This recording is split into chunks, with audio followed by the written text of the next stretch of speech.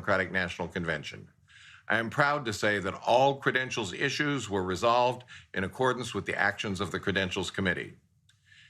This year's nominating process reflects the efforts of so many to make our process more open and more transparent. As a result, we know that our delegates reflect the best of our party, and we are all united around our nominees, Joe Biden and Kamala Harris. May I add my thanks for the opportunity to serve as a co-chair of the Credentials Committee with my friend Jim Roosevelt. Our state and territorial parties have worked diligently in these unprecedented times to make sure that their delegations reflect the great diversity of our party. We are proud that our party places a priority on making sure that participants of this convention highlight a core value of our party. That is, ensuring that all Americans, regardless of sex, race, age, color, creed, national origin, religion, economic status, sexual orientation, gender identity, ethnic identity, or physical disability, have a role in this important process. Mr. Chair, I am pleased to report that the Credentials Committee report was approved by committee members and all delegates have been fully credentialed. Thank you, Lorraine and Jim. We will now hear from the co-chairs of the Rules Committee, Maria Cardona and Congressman Bonnie Frank, to present that committee's report. Buenas noches. My name is Maria Cardona, and I am so honored to serve as co-chair of the Rules and Bylaws Committee of the Democratic National Convention, along with my friend and colleague, Congressman Barney Frank.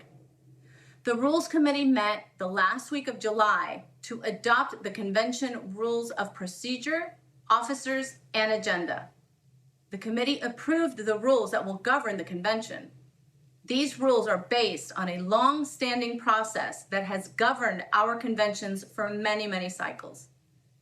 Given the unprecedented nature of the COVID-19 health crisis, these rules that were approved focus on providing for a convention that will transform the convention experience for delegates and for participants and will allow for maximum participation by those delegates. The Rules Committee also ratified a dynamic group of Democrats to serve as the officers of the convention. The convention officers truly represent the ideals and the principles of the Democratic Party. These actions of the Rules Committee will ensure that the 2020 Democratic National Convention can efficiently and effectively proceed with its important business. The Rules Committee also took action on a resolution that was recommended for approval by convention delegates. The resolution calls on the Democratic National Committee to continue the work from this cycle to improve our nominating process and to build on those reforms for the 2024 cycle.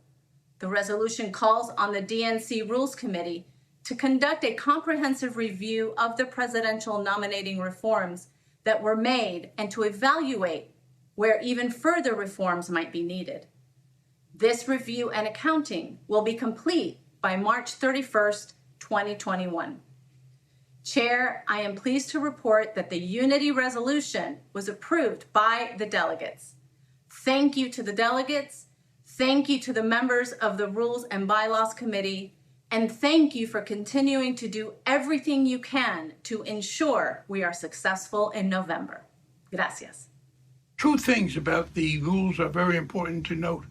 One, they continue and build on the trend towards making our nominating process as democratic as possible with a small d. We have asked that we go to primaries rather than caucuses. We have restricted and maintained those restrictions on non-elected delegates. Secondly, it's important to note that everything in these rules is the product of a very free agreement between the Sanders and Biden people, as it was last time between Clinton and Sanders. That is, we have a very democratic set of rules agreed upon enthusiastically by both camps. Thank you, Maria and Barney. It's my pleasure to call on Platform Committee co-chairs Julie Chavez Rodriguez and Dennis Madonna to present their committee's report. Good evening. I'm Julie Chavez Rodriguez, and alongside my friend Dennis McDonough, I was honored to co-chair this year's Democratic Platform Committee. This spring, the process for drafting our 2020 Democratic Platform began with the formation of the Unity Task Forces. Appointed by Vice President Biden and Senator Sanders, the task forces focused their work on 6 major policy priorities. Continuing the work of the task forces, the Platform Drafting Committee engaged voters and encouraged them to share their stories so that their values were reflected. The Platform Drafting Committee, chaired by Mayor Keisha Lance Bottoms, engaged so many throughout our party to ensure that that feedback was incorporated, whether it was received online or through allied groups. Thanks, Julie. I'm Dennis McDonough, and I'm proud to have been Julie's co-chair on the Platform Committee. Our committee has produced a platform that proposes solutions to the challenges that American families face in this unprecedented time. It's informed by the values of our party and the priorities of our presidential nominee, Vice President Joe Biden. I strongly believe that this platform lays out an agenda informed by the values that will defeat Donald Trump and heal the soul of our nation, the United States of America. Thank you, Julie and Dennis. Thank you to all the members of all 3 standing committees for your important work to ensure we have a smooth and orderly convention, a platform that represents our party's values and interests, and a plan for continuing to look at how we conduct our affairs in the best spirit of openness, fairness, and inclusion.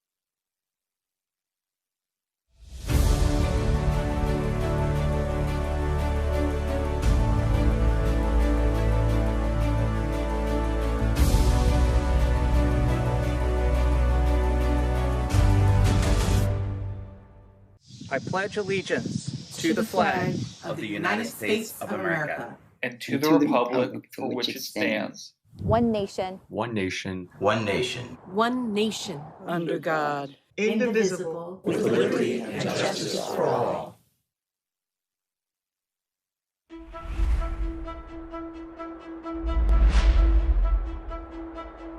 My fellow Americans, this is my country. Many of us have fought hard for the right to say that. Many are now struggling today from the Harlem to Da Nang so that they may say this with conviction. This is our country. We are a people in a quandary about the present. We are a people in search of our future. We must make the American people hear our tale of 2 cities. We must convince them that we don't have to settle for 2 cities, that we can have 1 city, indivisible, shining for all of its people. If you give us a chance, we can perform. After all, Ginger Rogers did everything that Fred Astaire did. She just did it backwards and in high heels.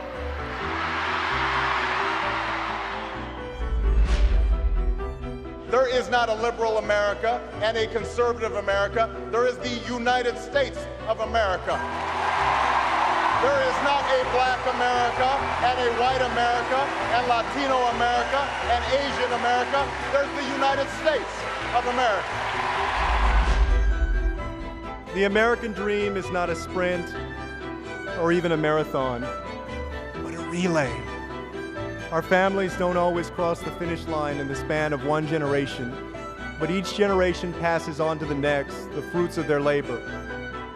We are one people, all of us pledging allegiance to the Stars and Stripes, all of us defending the United States of America.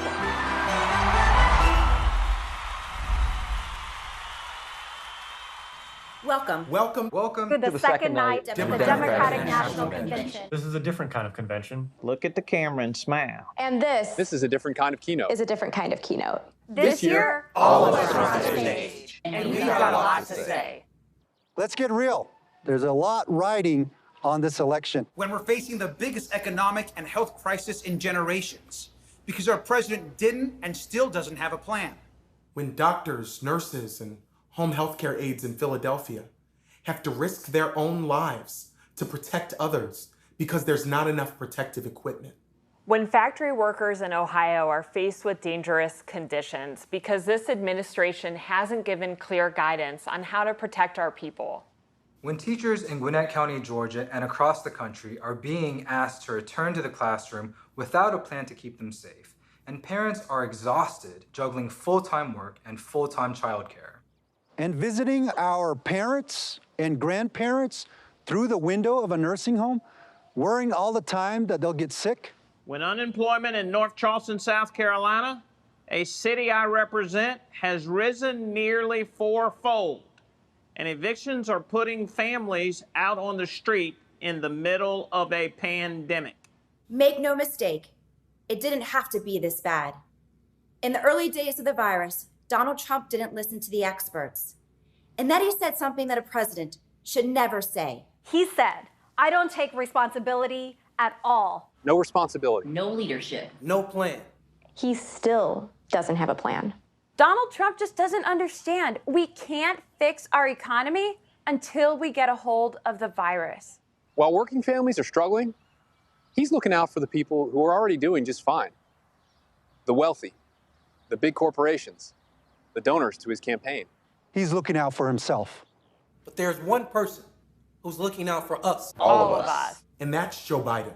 Joe called it. We are in a battle for the soul of our nation. But Joe knows we can never let hard times turn us against each other. And we can never stop doing the hard work to make things right. That's why we ran for office. Even when people counted us out. Even when there had never been a Latina in the Nevada State Senate. Or a Democrat elected as Florida Commissioner of Agriculture in nearly 3 decades. Or an openly gay man in the Georgia state legislature. When Birmingham hadn't had a mayor this young in 120 years. We ran for office because we know the struggles American families are facing. Because we've lived them. We've lived the insecurity and the indignity of an eviction notice. I, like many of you, have lived the frustration of paying off student loans. We have lived the grief of losing loved ones to gun violence and the criminal justice system that unfairly targets our communities. We have lived that feeling of helplessness when someone you love is very sick and access to healthcare is a matter of life and death. By the way, Joe Biden has lived a lot of this too. He was raised in a middle-class family in Scranton, Pennsylvania and Claymont, Delaware. He watched his dad look for work and learned that a job is about so much more than a paycheck. It's about dignity and respect. He was sworn into office from the hospital room of his 2 young sons after a car crash killed his wife and infant daughter. He knows what it's like to thank God you have health care. He knows what it's like to work hard for everything you've got. He knows what it's like to send a child off to war. and he'll never forget who he's fighting for. I look around my district in North Texas, and I see the people who built this country. The educators, like the single mom who raised me. The men and women on the front lines of our healthcare system. You built this country. Small business owners, like the ones whose shops and restaurants line the streets of Birmingham, Michigan. Charleston, South Carolina. Of tribal nations. Line the streets of Philadelphia and bring our communities to life. You built this country. The nurses in Memphis who came out of retirement to treat patients during this pandemic. You built this country. And you know what? You deserve more than the constant chaos that Donald Trump delivers. You deserve health care you can afford, a job that pays you fairly. You deserve child care and paid sick leave while you work.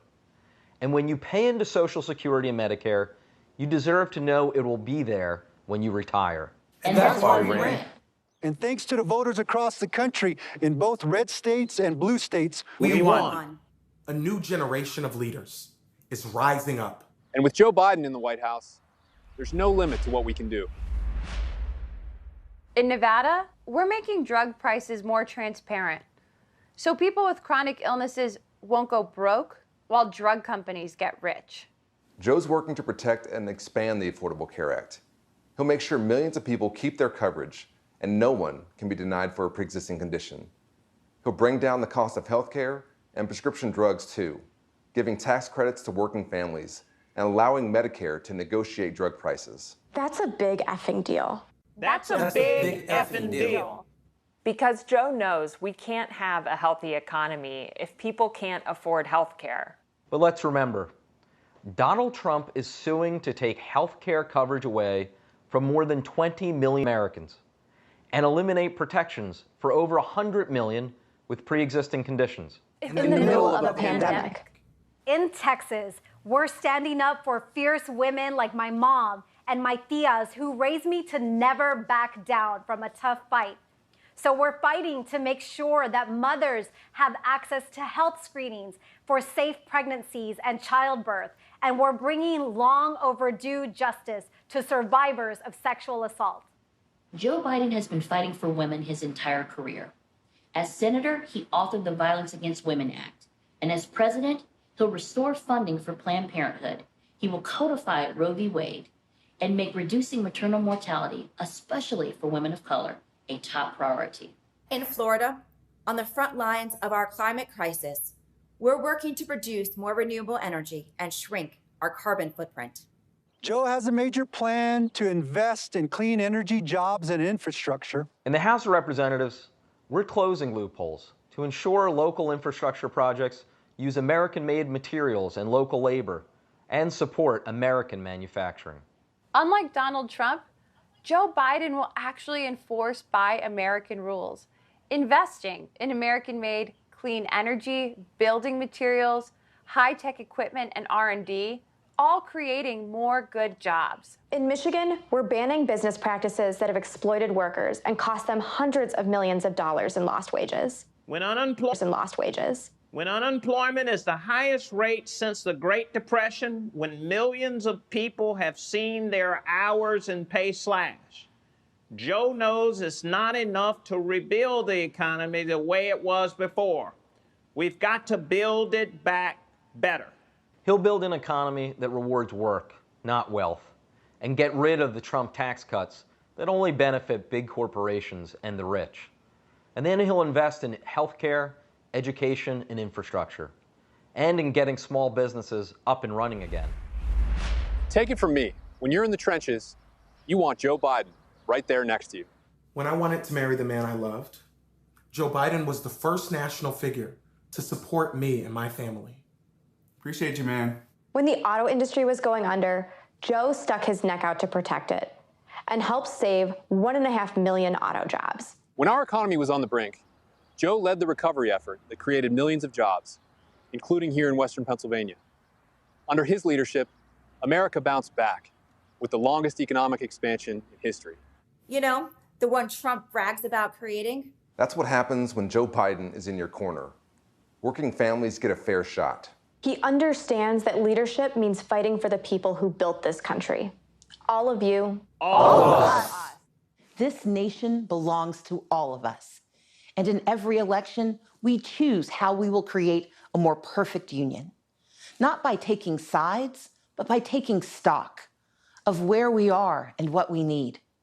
This year's choice could not be more clear. America faces a triple threat: a public health catastrophe, an economic collapse, and a reckoning with racial justice and inequality. So our choice is clear: a steady, experienced public servant who can lead us out of this crisis just like he's done before, or a man who only knows how to deny and distract, a leader who cares about our families, or a president who only cares about himself. We know Joe Biden. America, we need Joe Biden. To make your voice heard, text VOTE to 30330. In a democracy, we do not elect saviors. We cast our ballots for those who see our struggles and pledge to serve, who hear our dreams and work to make them real, who defend our way of life by protecting our right to vote. Faced with a president of cowardice, Joe Biden is a man of proven courage. He will restore our moral compass by confronting our challenges, not by hiding from them or undermining our elections to keep his job. In a time of voter suppression at home and authoritarians abroad, Joe Biden will be a champion for free and fair elections, for a public health system that keeps us safe, for an economy that we build back better than before, and for accountability and integrity in our system of justice.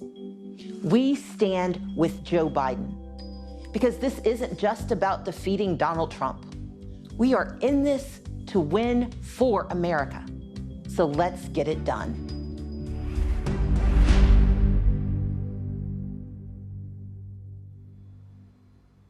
Hello, I'm Tracy Ellis Ross, and how exciting to hear from young elected leaders from across the country. A perfect way to begin night 2 of the Democratic National Convention, Uniting America. Tonight is all about leadership. This unprecedented moment calls for leadership, steady, inclusive leadership, driven by people who understand that our democracy is based on the value of each and every one of us being treated with dignity and respect. Leaders who respond to the needs of hardworking Americans who, right this minute, are unable to pay rent, put food on the table, and keep their loved ones safe.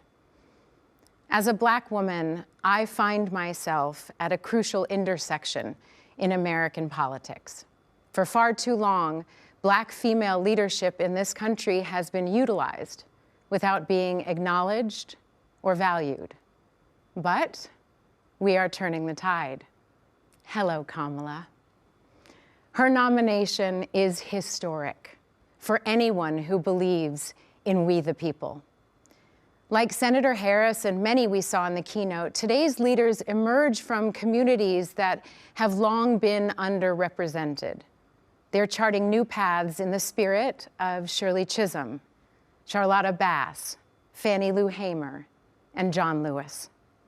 They get in good trouble, necessary trouble. They call things out otherwise ignored, elevating our nation and changing the course of our lives for the better. With every vote we cast for forward-thinking, honest leaders, we chip away at ingrained systems of inequity, and we bend the arc of justice. True leaders make sure that policy is informed. Leaders make sure that policy is informed by all of us, bridging our burdened past to a safe, equitable, and even joyful future. Joe Biden and Kamala Harris are that bridge, heeding voices from within the movement for racial justice, listening to the people, and acting with empathy and compassion to reflect our shared humanity. Tonight, we'll hear from a number of American leaders, including former acting U.S. Attorney General Sally Yates, who refused to defend an unconstitutional travel ban and paid for it with her job. The threat to this nation, to our democracy, is real. It's clear and it's present. You've watched the president now for 3 years. Look at what he's doing. Instilling fear. I mean, not joking. Instilling fear. Sowing division. Stoking racial division. Undercutting every institution that was designed to check the abuse of power by the president or anyone else. All this for what reason? All this in order to solidify his base and expand his power.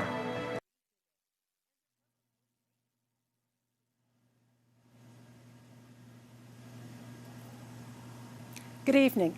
I'm Sally Yates. Speaking at a political convention is something I never expected to be doing. But the future of our democracy is at stake. I'm here in my hometown of Atlanta, where as a young lawyer I joined our nation's Justice Department. For nearly 30 years, through Democratic and Republican administrations, I worked alongside my DOJ colleagues to advance our nation's promise of equal justice. I served as Deputy Attorney General in the Obama-Biden administration and stayed on as Acting Attorney General for the Trump transition. Then, 10 days in, I was fired for refusing to defend President Trump's shameful and unlawful Muslim travel ban. That was the start of his relentless attacks on our democratic institutions and countless dedicated public servants. Like me, these officials didn't swear an oath to a person or a party.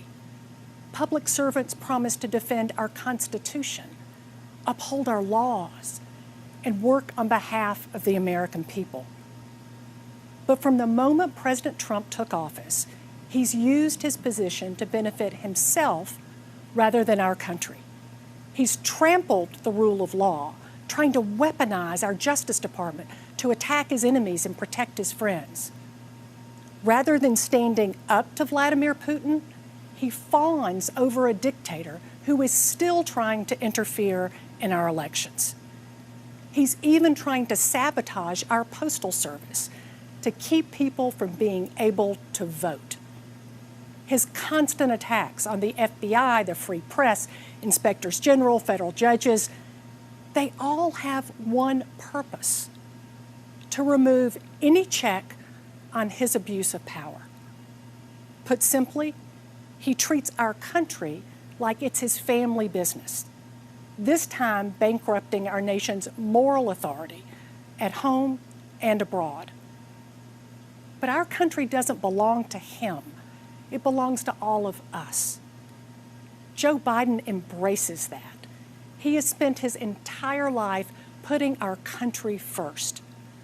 He has never backed down from a challenge or a bully.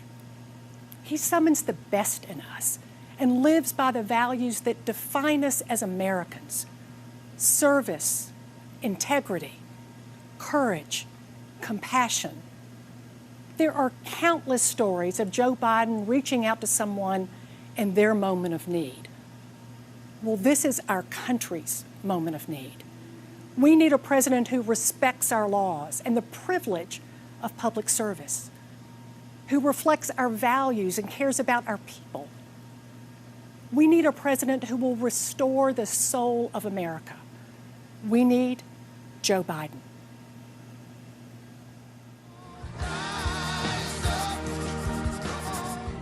Over the last 4 years, we have experienced failed leadership under Donald J. Trump. We've had to deal with this insanity. I've watched our country deteriorate. The cover-ups, the lying, the favoritism. The disregard for the Constitution. Donald Trump has failed America. It is time for us to reclaim our constitutional and democratic values. We need to prove to the world, and most importantly, prove to ourselves that we are better than this. We need an experienced leader. A leader that has passion, integrity, and strategic leadership skills. And his name is Joe Biden. Joe Biden. Joe Biden is that leader. And he really wants the best for this country. He understands and respects our democracy, the rule of law, and the U.S. Constitution.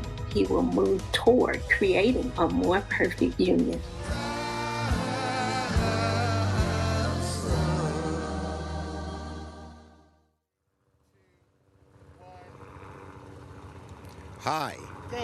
Hi, this is Senator Chuck Schumer, Democratic leader from my hometown, Brooklyn, New York.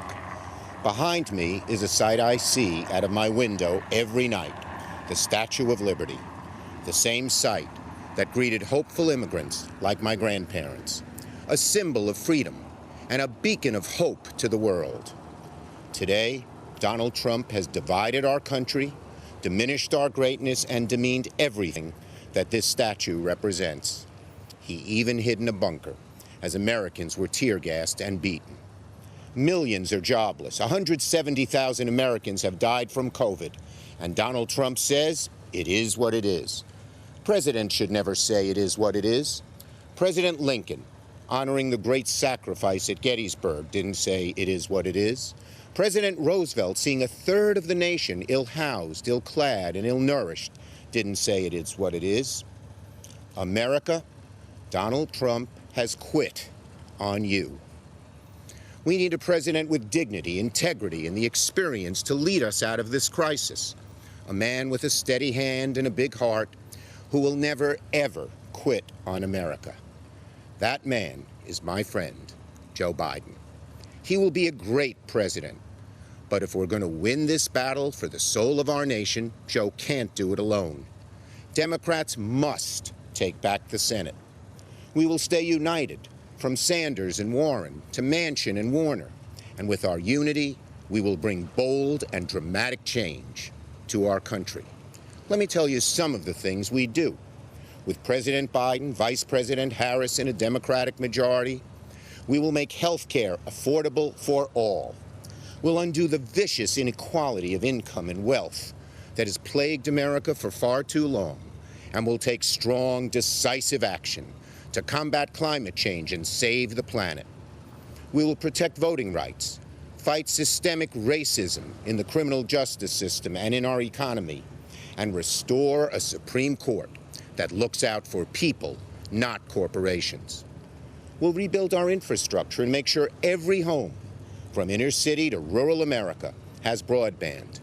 We will save the post office and once and for all defeat COVID-19, this evil disease. And, beckoned by the lady behind us, we will reform our immigration system so that immigrants yearning to breathe free will at last become American citizens. Together, we can reignite the hope once felt by millions of men and women, huddled masses on creaking ships, who glimpsed this mighty woman with her torch, knowing they could build a better life here in America. And out of this long national nightmare, America will finally awaken to a brighter future and a new day. Senator Chuck Schumer reminding us that leadership requires integrity and accountability. Real leaders don't ask what we can do for them, they ask what they can do for us. In a minute, we will hear from two former presidents, and they're going to speak to that. But first, here are Caroline Kennedy and her son, Jack Schlossberg. 60 years ago, in a crowded LA stadium, my father accepted the Democratic nomination for president. He challenged Americans to look to the future and join him on a journey toward a new frontier. It was a call to the young at heart, regardless of age or party. Times have changed, but the themes of my grandfather's speech, courage, unity, and patriotism, are as important today as they were in 1960. And once again, we need a leader who believes America's best days are yet to come. We need Joe Biden. I've admired Joe Biden since I was a Senate intern in 1974. He shared my Uncle Teddy's commitment to civil rights, women's rights, and working families. He was a senator who cared, who led, who inspired. That's why I helped choose him to be Barack Obama's running mate in 2008. When I was U.S. Ambassador to Japan, I got to see Vice President Biden in action. He stepped off Air Force Two wearing his aviator glasses and a big smile, radiating American optimism and generosity. I saw a leader who was tough but fair, who commanded the trust and respect of other nations, and who always put America's interests first. Joe Biden's lifetime of public service reflects his unwavering commitment to our highest ideals. In this election, our future is on the ballot. For my generation, it will define the rest of our lives. We need to tackle climate change. We need to end systemic racial injustice. We need to make healthcare available for everybody, and we need to rebuild an economy that helps working families. We can do this. We can reach these new frontiers, but only with a president who asks what he can do for our country and what together we can do to build a better world. It's up to us. Let's get it done. Let's elect Joe Biden, the next president of the United States. It's a great pleasure for Jimmy and me to join you in celebrating our next president of the United States, Joe Biden. We've known and admired Joe and Jill for many years, and most recently, I've worked with them on tackling the demands faced by the more than 53 million unpaid caregivers in our country who are juggling work and other family responsibilities and putting their own physical and mental health and well-being at risk.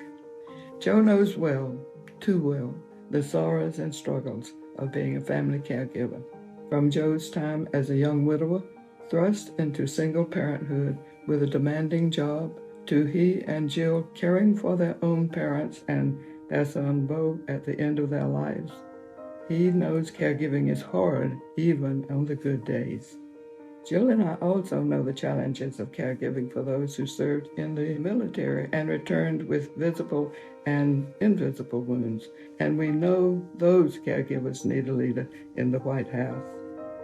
Jimmy and I are voting for Joe because he recognizes the challenges facing our families and has the heart and the talent to make life better for all Americans. When I ran for president in 1976, Joe Biden was my first and most effective supporter in the Senate.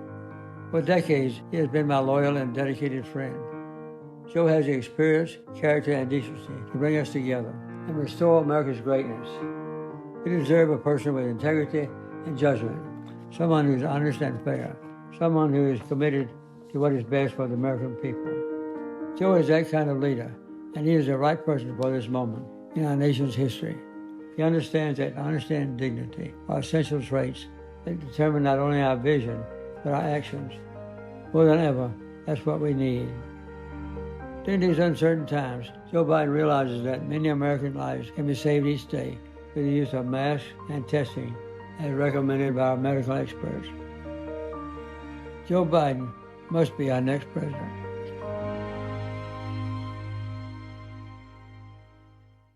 Good evening. A presidential election is the world's most important job interview. At the end, we hire a leader to help us solve problems, create opportunities, and give our kids better tomorrows. That's a tall order this year, with the COVID-19 outbreak on a path to killing 200,000 people and destroying millions of jobs and small businesses. How did Donald Trump respond? At first, he said the virus was under control and would soon disappear. When it didn't, he was on TV every day bragging on what a great job he was doing, while our scientists waited to give us vital information. When he didn't like the expert advice he was given, he ignored it. Only when COVID exploded in even more states did he encourage people to wear masks. By then, many more were dying. When asked about the surge in deaths, he shrugged and said, "It is what it is." But did it have to be this way? No. COVID hit us much harder than it had to.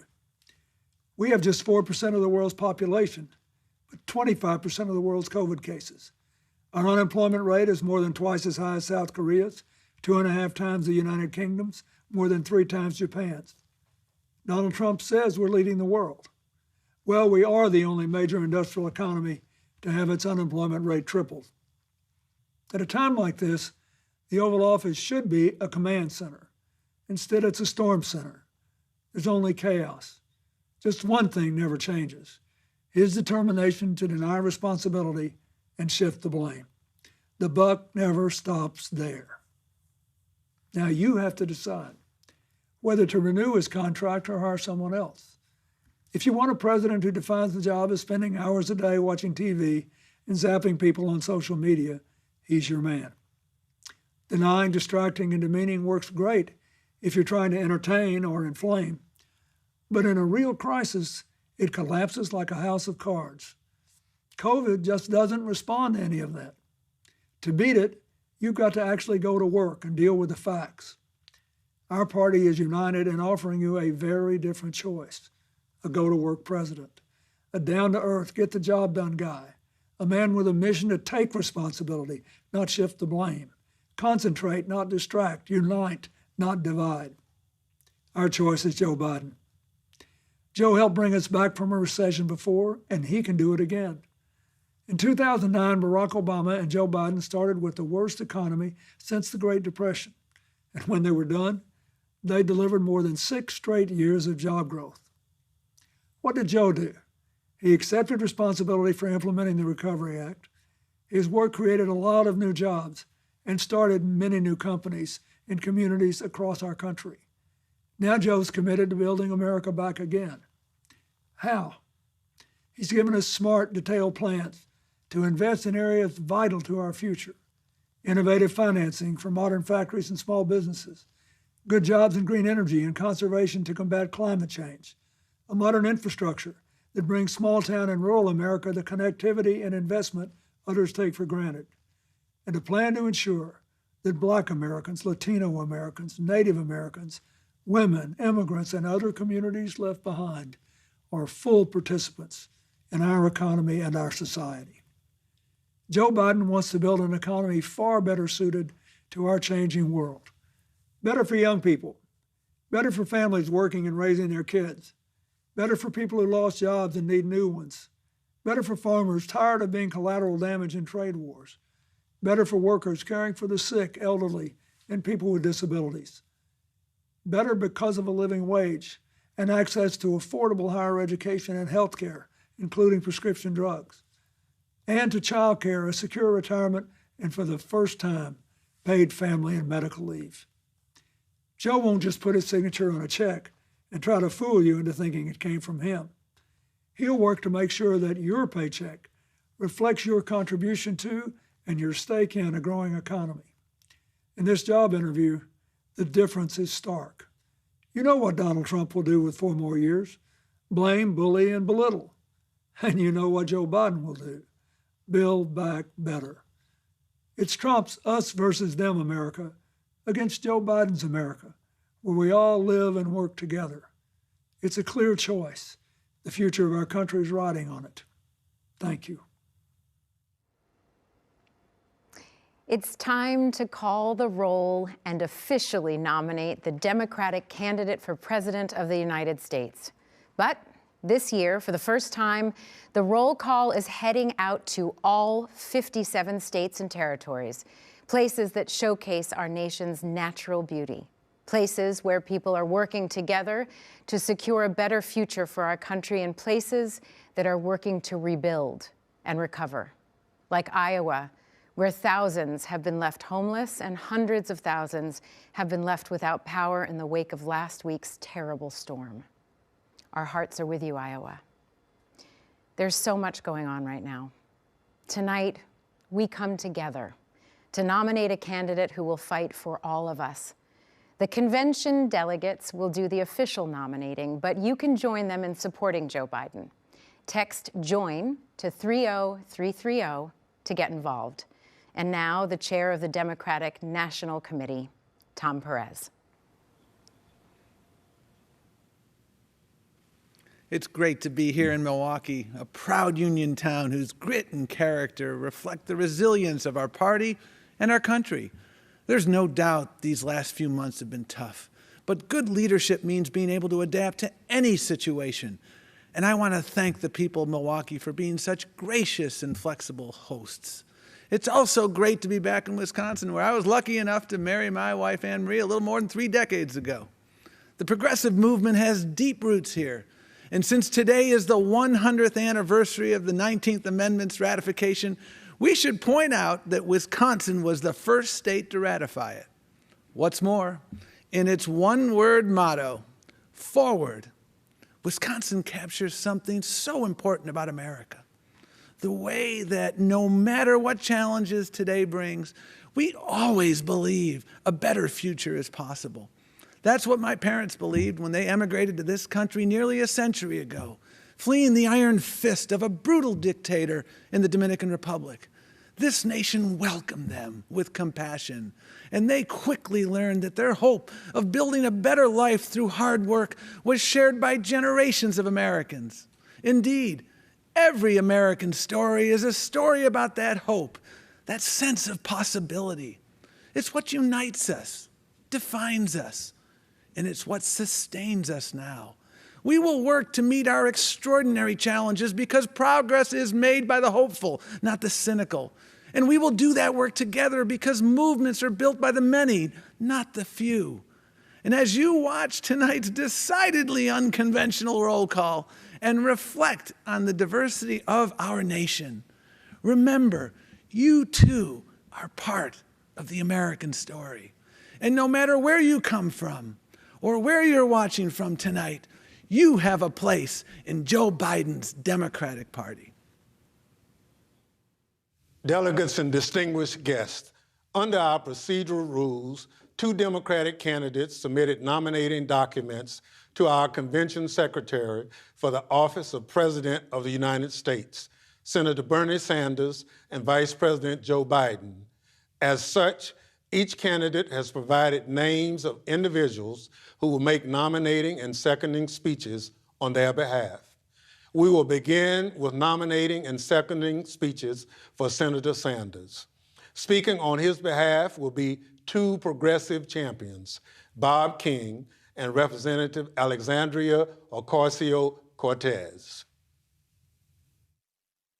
I'm Bob King. As a proud union member and former president of a great American union, the UAW, I am honored to nominate Bernie Sanders for president. For decades, Bernie has led the fight for working families, fighting for workers' rights to organize unions and collectively bargain. In a time of enormous inequality, he understands that we must confront large corporations which have far too much control over our economy and our politics. Bernie believes health care is a human right and should not be contingent on a job. He knows we can rebuild our crumbling infrastructure by creating millions of good-paying union jobs while combating climate change. Bernie's moral clarity has emboldened the Democratic Party's fight for justice. The grassroots energy of his supporters has cemented important advances in our platform. Bernie will continue to lead a movement that helps defeat Trump and delivers transformational change. I'm excited to place into nomination the name of a great champion of the working class, Senator Bernie Sanders. Good evening, bienvenidos, and thank you to everyone here today endeavoring towards a better, more just future for our country and our world. In fidelity and gratitude to a mass people's movement working to establish 21st century social, economic, and human rights, including guaranteed health care, higher education, living wages, and labor rights for all people in the United States. A movement striving to recognize and repair the wounds of racial injustice, colonization, misogyny, and homophobia, and to propose and build reimagined systems of immigration and foreign policy that turn away from the violence and xenophobia of our past. A movement that realizes the unsustainable brutality of an economy that rewards explosive inequalities of wealth for the few at the expense of long-term stability for the many, and who organized a historic grassroots campaign to reclaim our democracy. In a time when millions of people in the United States are looking for deep, systemic solutions to our crises of mass evictions, unemployment, and lack of health care, en el espíritu del pueblo and out of a love for all people, I hereby second the nomination of Senator Bernard Sanders of Vermont for President of the United States of America. Thank you, Mr. King and Representative Ocasio-Cortez.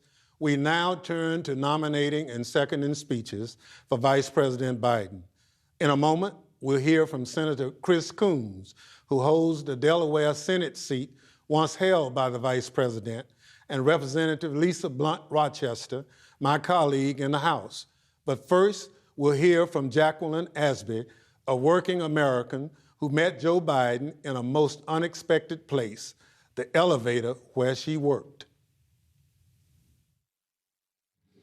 I take powerful people up on my elevator all the time. When they get off, they go to their important meetings. Me, I just head back to the lobby. But in the short time I spent with Joe Biden, I could tell he really saw me, that he actually cared, that my life meant something to him. And I knew, even when he went into his important meeting, he'd take my story in there with him. That's because Joe Biden has room in his heart for more than just himself. We've been through a lot, and we have tough days ahead. But nominating someone like that to be in the White House is a good place to start. That's why I nominate my friend, Joe Biden, as the next president of the United States. I'm Senator Chris Coons from Delaware, a small state where people expect to see their senators and even sometimes their vice president at the supermarket, at a church festival, out in their community. Joe fights for us because he knows our struggles and hopes. He knows the pain of loss and the worries of working parents. And he's always brought that same personal concern he showed for Jacqueline to getting things done as our senator and then as President Obama's vice president. Joe's tackled gun violence and climate change. He stood up to dictators and supported our troops.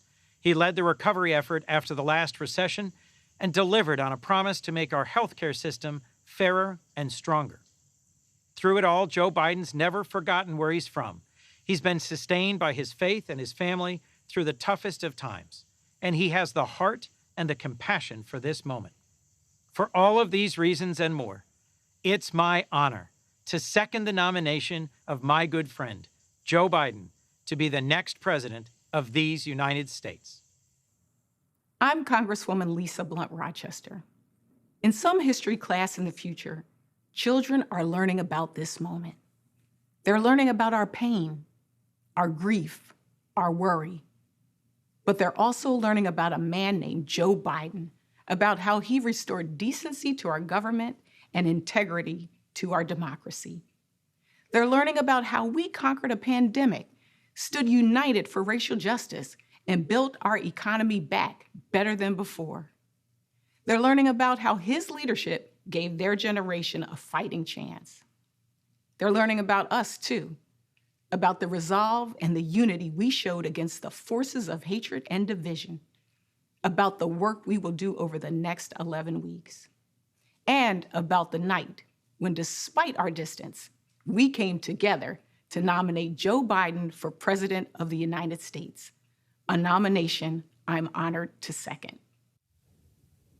Thank you all. Pursuant to our convention rules, we'll now proceed to a roll call by states on the selection of our party's candidate for the president of the United States. Secretary Ray.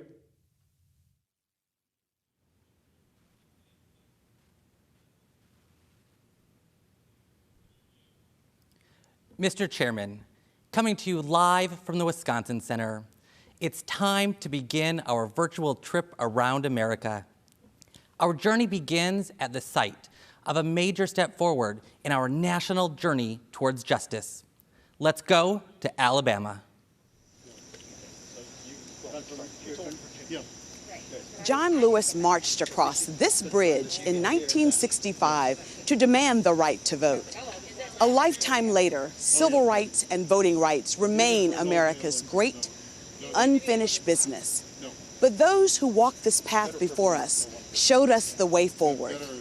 If we want to honor John Lewis's incredible life, let's restore the Voting Rights Act and ensure that our democracy belongs to all Americans. Alabama casts 8 votes for Bernie Sanders, and the great state of Alabama casts 52 votes for our next president of these United States, Joe Biden. Alaska. The waters we rely on to feed our families and make a living are threatened by climate change. When Joe Biden was vice president, he and President Obama made sure Alaska's tribes had a say on how these waters were managed. Donald Trump took it away. We must elect a president who will respect our voices, protect our waters, and address climate change. Alaska cast 7 votes for Bernie Sanders and 12 votes for the next president, Joe Biden. American Samoa. Joe Biden honors our service, and we trust him to support our community. As vice president, he helped expand rural infrastructure to communities like ours, broadening our economic capacity. As president, he will continue to strengthen rural America from New England to the Pacific. On behalf of the Governor Lolo Matalasi Molinga and the American Samoa Democratic Party, we proudly cast 11 votes for our next president of the United States of America, Joe Biden. Arizona. As a middle school teacher, I know that public educators are doing everything they can to make sure our students have quality learning experiences this fall. As a mother of a high school freshman, I know that it's far from perfect. As an NEA union organizer, I'll fight to make sure that it's scientists, parents, and educators that decide when it's safe to go back to school, not politicians. As an Arizona Latina, I proudly cast our votes, 29 for Bernie Sanders and 51 for our next president, Joe Biden. Arkansas. Feeding people is an act of love, and I think we all can use a little extra love these days. So we took our food trucks out into the community to deliver meals made right here at the Clinton Presidential Center for our neighbors in need. Even when our leaders let us down, America kept looking out for each other. Arkansas cast 9 votes for Bernie Sanders and 27 votes for our next president, Joe Biden. California. Climate change is not a hoax. It's real, and communities of color have been bearing the brunt of this reality for generations. Joe Biden's plan to crack down on polluters to protect our air and water is about environmental justice and economic justice. He'll prioritize equity and bring new clean energy jobs to Black and brown neighborhoods because that is how we build back better. California, home to our next vice president, Kamala Harris, cast 231 votes for Bernie Sanders and 263 votes for our next president, Joe Biden. Colorado. Han and I grew up in poverty as immigrants, but we've been able to make a decent living. We're extremely lucky. But now we have 3 family members that tested positive for COVID, and it just doesn't feel safe to put Evan and Emma back to school. This is certainly going to be hard on them and on us, but millions of working families will have it much harder. I know Joe Biden cares about these struggles, and that's why I trust him to fight for us. With 1 abstention, Colorado will cast 36 votes for Bernie Sanders and 42 for our next president, Joe Biden. Connecticut. Firefighters are proud to put our lives on the line every day to protect our neighbors. It's a badge of courage. But while we are protecting your family, we need a president who is committed to protecting ours, and that's Joe Biden. He has the courage we respect and the commitment to working Americans we need now. On behalf of our governor, Ned Lamont, I am honored to cast Connecticut's 75 votes for our next president, Joe Biden. Delaware. Delaware passes. Delaware passes. Democrats abroad. We represent the millions of Americans who live outside the United States and vote back home. Americans abroad can make a difference in the states that will decide this year's elections. We need your help to elect a president who will restore our standing around the world. Go to votefromabroad.org to learn more. Democrats Abroad is proud to cast 10 votes for Bernie Sanders and 7 votes for our next president, Joe Biden. District of Columbia.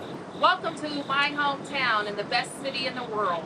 Washington, D.C. is 706,000 residents strong. We raise families, pay taxes, and serve the United States military, just like every American in the 50 states. The House of Representatives just passed an historic piece of legislation to make Washington, D.C. the 51st state. From Black Lives Matter Plaza, the District of Columbia proudly cast 1 vote for Bernie Sanders and 43 votes for the next president of the United States, Joe Biden. Florida. When my daughter was murdered in Parkland, Joe Biden called to share in our family's grief. I quickly learned about his decency and his civility, but I also learned about his toughness and how he's beaten the NRA. Together with the other victims of gun violence and our nation's youth, Joe Biden and Kamala Harris will take on the NRA again and win. Let's win back our freedom to live without fear. Florida cast 57 votes for Bernie Sanders and 192 votes for our next president, Joe Biden. Georgia. My mentor, Congressman John Lewis, knew that the right to vote is sacred. Georgians know that our ability to vote is under attack. Long lines, voter suppression. Donald Trump is even trying to slow down the mail and force us to risk our lives to cast a ballot. We will not be silenced. Take out your phone and text VOTE to 30330 and make sure your voice is heard in this election. From the cradle of the civil rights movement and in the spirit of good trouble, Georgia cast our 117 votes for our next president, Joe Biden. Guam. 70 years ago this summer, Chamorros became U.S. citizens. We are proud of our resilience, proud of our indigenous heritage, and proud to be part of this historic moment for our party and our nation. From the land where America's day begins, Guam cast 2 votes for Bernie Sanders and 11 votes for our next president, Joe Biden. Hawaii. I came from the Philippines to Hawaii, the land of indigenous Native Hawaiians. Today, I want to speak to my fellow immigrants, to the essential workers on the front line, to the service members who wear our flag, to the parents with big dreams for their children. No matter where we came from, immigrants belong in our country's long fight for justice.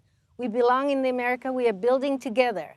Hawaii, birthplace of President Obama, cast 9 votes for Bernie Sanders and 23 votes for our next president, Joe Biden.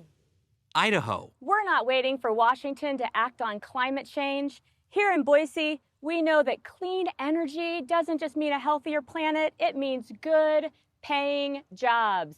Imagine what we could do with a president that listens to science and leads with courage. Idaho casts 9 votes for Bernie Sanders and 16 for our next president, Joe Biden. Illinois. Discrimination has denied too many Black Americans the chance to own a home and build wealth. Joe Biden has a plan to end racist lending practices and help more people of color achieve the American dream of owning a home. This isn't just about racial justice.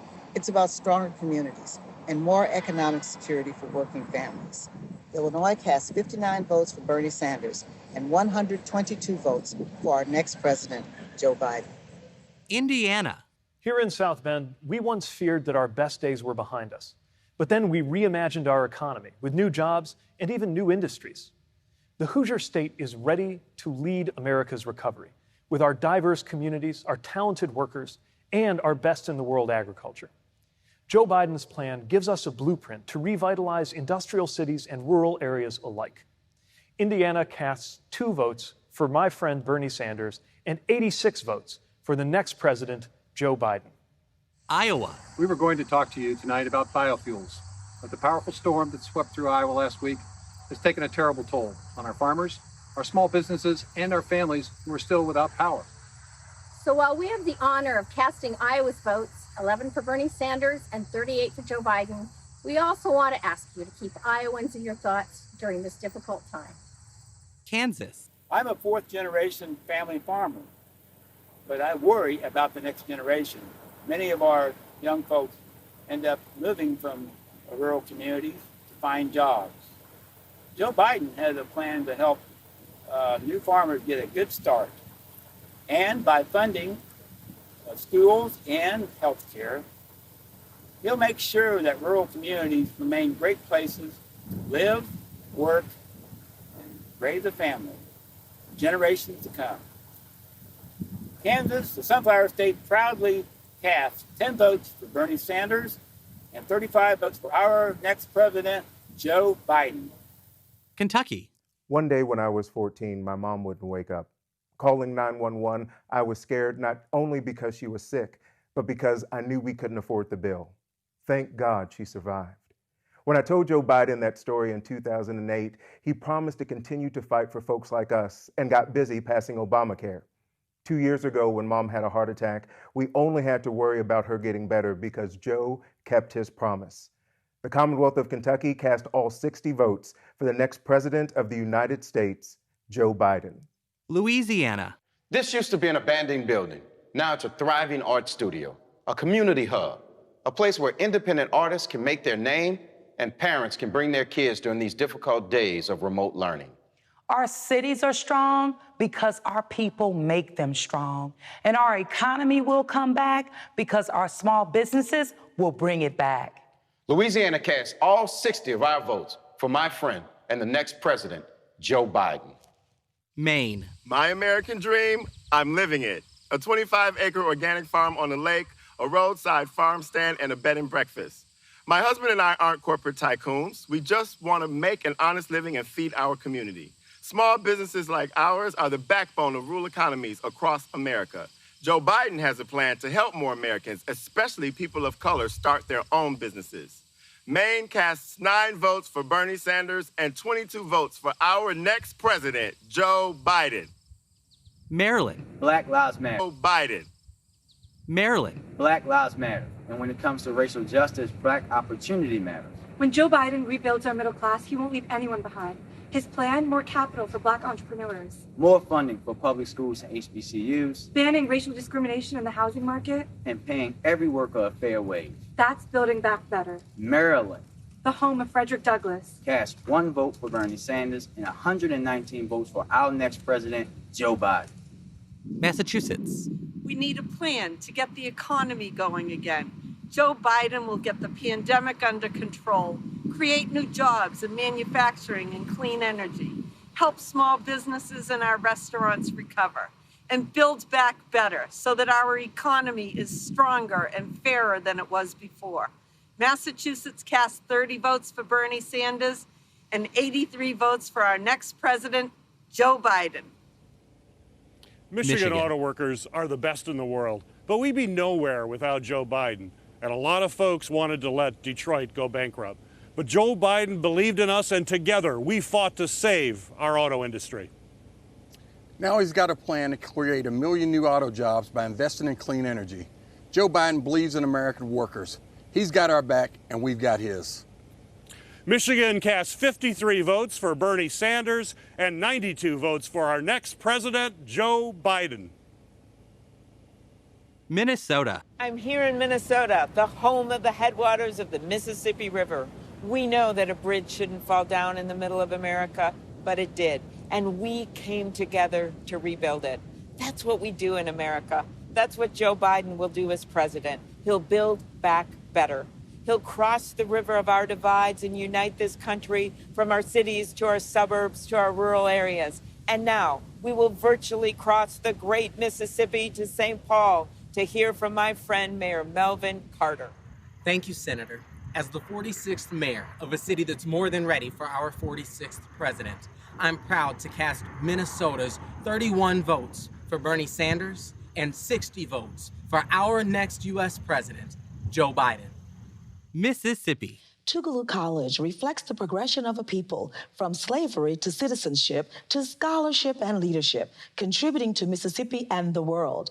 Our alumni are leaders like Convention Chairman Congressman Benny Thompson. Joe Biden wants to invest $70 billion in HBCUs like Tougaloo. Imagine what impact that could have on HBCUs. Imagine what impact HBCUs could have on America. Mississippi cast 2 votes for Bernie Sanders and 38 votes for our next president, Joe Biden.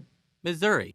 As a member of the International Union of Bricklayers and Allied Craft Workers, Local 1 St. Louis, I love walking around the city and seeing the contributions that my brothers and sisters have made. We stand ready to rebuild our nation's infrastructure. And with Joe Biden's leadership, we'll create millions of new jobs, building back better. Missouri cast 28 votes for Bernie Sanders and 50 votes for our next president, Joe Biden. Montana. When COVID shut down my college, I came home to my parents' ranch to finish senior year online. But some days, I can't even get a video to load or an email attachment to send.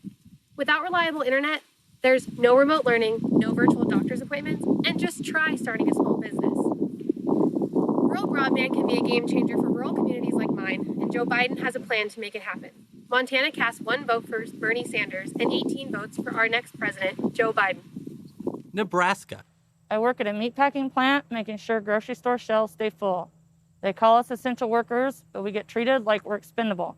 Workers are dying from COVID, but a lot of us don't have paid sick leave or even quality protective equipment. We are human beings, not robots, not disposable. We want to keep helping you feed your family, but we need a president who will have our backs. Nebraska cast 33 votes for our next president, Joe Biden. Nevada. Working people are the backbone of our economy and the key to our recovery. Joe Biden knows it's not enough to praise them. We have to reward them. So let's raise the minimum wage to $15 an hour, empower workers to negotiate for better benefits and safer workplaces, and make it easier to pay for things like health care and higher education. I am proud to cast 24 votes for Bernie Sanders and 25 votes for our next president, Joe Biden. New Hampshire. Hello from the Granite State. We trust Joe Biden. Joe will provide the leadership necessary to bring us back from this awful pandemic. Joe has a plan to attack global climate change once and for all. And Joe will restore honesty, decency, and trust to the White House, reunite all Americans, and build a better future for all. The great state of New Hampshire awards 9 delegates to our friend and neighbor, Bernie Sanders, and 24 delegates to the next president of the United States, Joe Biden. New Jersey. We've been hit hard by COVID, but we're coming back. But we have to be smart. We have to listen to the experts, and we have to have a president who has a plan. That's why, in memory of all those we've lost, in solidarity with those who are sick or struggling, and in eternal gratitude for our heroic frontline workers, New Jersey cast 5 votes for Senator Bernie Sanders and 139 votes for the next president of the United States, Joe Biden. New Mexico. Makoam, Inomamkima Kirimba. Greetings and good evening. My name is Derek Lente, State Representative, coming to you from the homeland of my ancestors here at the beautiful Pueblo of Sandia. New Mexico is a diverse state, home to 23 indigenous sovereign nations with a rich multicultural history. We are all united by the love of this beautiful place that we call home. And we believe that we owe it to the next generation to protect the natural and cultural resources that are their inheritance. And to that end, also respect tribal sovereignty. New Mexico proudly casts 4 votes for Bernie Sanders and 42 votes for the next president of the United States of America, Joe Biden. New York. As an immigrant from St. Vincent and the Grenadines and an 1199 SCIU registered nurse, I am proud to be part of America's fight against COVID-19. But many healthcare workers don't get paid sick leave or have enough protective equipment. I have 2 children with asthma and a mother who's high risk. I worry every day about bringing this virus home to them. Joe Biden's plan will help us take better care of your loved ones as well as our own. Along with Lieutenant Governor Kathy Hochul, I cast New York's votes. 44 votes for Bernie Sanders and 277 for our next president, Joe Biden. It's Joe time. North Carolina. I've been doing this for a long time, so let me just be plain. Black people, especially black women, are the backbone of this party, and if we don't show up, Democrats don't get elected. I'm putting on my mask, and we're going to every corner in North Carolina to help organize, because we need to make sure everyone shows up for Joe Biden. He will show up for us. North Carolina cast 39 votes for Bernie Sanders and 83 votes for the next president of the United States, Joe Biden. North Dakota. Deshkatni Dosha, Dosha, Jeed. Welcome to the homelands of the Mandan, Hidatsa, and Arikara people. I graduated from a class of just 44 students, and I had to drive 3 hours just to take the SATs. But growing up, I knew that college was a ladder that could take you anywhere. Joe Biden knows that everyone deserves a chance to climb that ladder. So as a proud tribal member, as a Mexican American, and as a Harvard graduate, I am proud to cast North Dakota's votes. 10 for Bernie Sanders and 8 for our next president, Joe Biden. Northern Mariana Islands. Half a day, T-roll, and hello from paradise, the Northern Mariana Islands. We may be far away, but we're American citizens. And this year, for the first time in decades, we finally have a Democratic slate, because Democrats organize everywhere. But we don't get to vote for president, so please don't waste yours. The Northern Mariana Islands is proud to cast 2 votes for Senator Bernie Sanders, and 9 votes for our next president, Joseph Biden. Sidus Ma'asi, Olamai, and thank you. Yee-hee! Ohio. It seems like every time working people believe in a Donald Trump promise, they wind up getting screwed. Well, Joe Biden has more than just a promise. He actually has a plan to bring jobs back to America. Like electric vehicles or a national network of vehicle charging infrastructure that'll create good-paying jobs for skilled union workers like Josh. And the future will be made in America.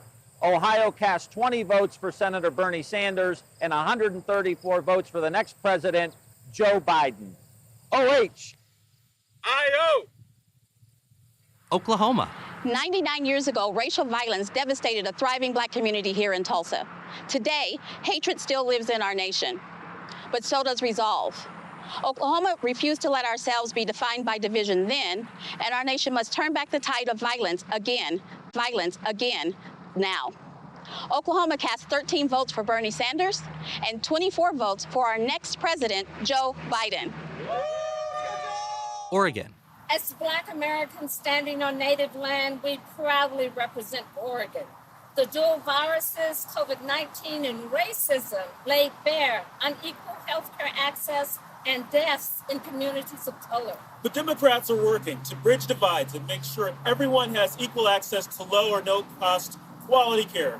Today, Oregon cast 16 votes for Bernie Sanders. And with Senators Wyden and Merkley's support, cast 57 votes for Joe Biden. Pennsylvania. When Joe Biden was young, his father came to this house in Scranton, sat down on Joe's bed, and told him he lost his job.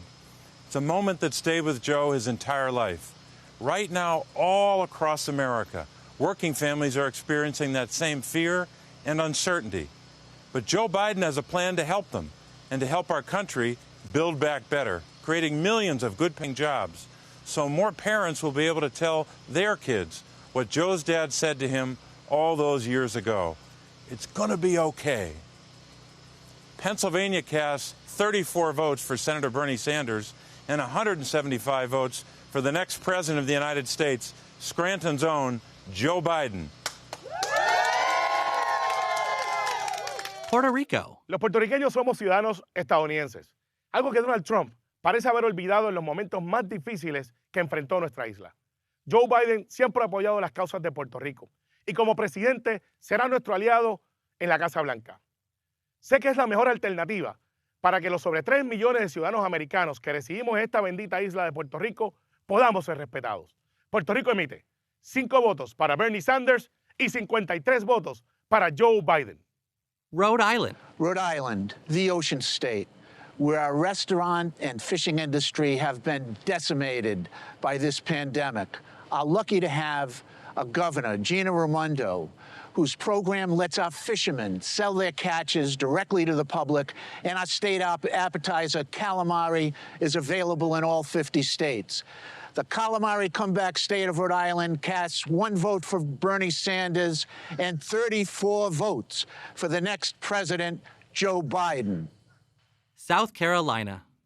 Mr. Chairman, I am Jamie Harrison, candidate for the United States Senate, speaking from the campus of South Carolina State University, the alma mater of Majority Whip Jim Clyburn and the late Dr. Emily England Clyburn, for whom its Honors College is named. This proud HBCU has contributed 22 general officers to our armed services. And tonight, I proudly cast South Carolina's 64 votes as follows: 15 for Bernie Sanders and 49 for our next president of the United States, Joe Biden. South Dakota. Midakiapi, relatives. As a first American and citizen of the Standing Rock Sioux tribe, I welcome you to the Pahasapa, the Black Hills, the site of my creation story, and home to the Ocheti Shakowi, the great Sioux nation. We often say, Midaku Yeyayasi, we are all related. Our next president must lead by this philosophy for the betterment of our next 7 generations. We cast 3 votes for Senator Bernie Sanders and 17 votes for our next president, Joe Biden. Tennessee. 100 years ago tonight, Suffragists based here at the Hermitage Hotel in Nashville cheered as Tennessee became the 36th and deciding state to ratify the 19th Amendment, granting women the right to vote. This year, I'm casting my very first presidential vote for Joe Biden. Women will decide this election, and we'll replace Donald Trump with a president who respects us. Tennessee cast 23 votes for Bernie Sanders and 50 votes for our next president of the United States, Mr. Joseph R. Biden! Texas. A year ago, my safe community of El Paso was targeted by a domestic terrorist who murdered 23 innocent people, injured 23 more, and devastated all of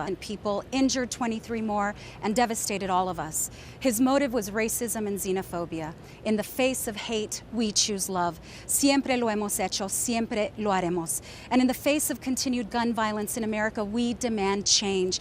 The time has come to act. With one abstention, the great state of Texas cast 98 votes for Bernie Sanders and 161 votes for our next president, Joe Biden. Utah. Here in Utah, we've had mail-in voting for years. If you're registered to vote, you automatically get sent a ballot. It's fast, it's reliable, and it's easy for everyone to participate. In 2016, we had turnout well over 80%, and this year we're expecting even higher. That's why Democrats and Republicans here in Utah agree. Mail-in voting strengthens our democracy. Utah cast 17 votes for Bernie Sanders and 16 votes for our next president, Joe Biden. Vermont. The state of Vermont, strongly believing in economic justice, social justice, racial justice, and environmental justice, proudly supporting democracy and the Constitution of the United States, and vehemently opposed to the authoritarianism and racism of the Trump administration, is proud to cast 15 votes for Vermont Senator Bernie Sanders and 9 votes for the next president of the United States, Joe Biden. The U.S. Virgin Islands. In recognition of our Governor Albert Bryan Jr. and our delegate to Congress, Stacey Plaskett, we bring you greetings from the Virgin Islands of the United States. Yes! Where a young Alexandria Hamilton was raised, the vacation home of a nominee with turquoise waters, white sand beaches, and friendly people. We cast our 13 votes for Joseph R. Biden. Yeah! Virginia. 3 years ago, my beloved city, Charlottesville, Virginia, was attacked by white supremacists and a young woman was killed. We were attacked again when Donald Trump praised those racists, turning his back on a community that just wanted peace. That was the day Joe Biden decided to join this battle for the soul of America. Over time, my wife, Ghazala, and I have come to know his soul. He's a decent, compassionate man. He will bring this nation together. Virginia cast 32 votes for Bernie Sanders and 91 votes for our president, Joe Biden. Washington. Xin chào. As a 15-year-old refugee from Vietnam, I knew that education was the key to finding opportunities in my new home.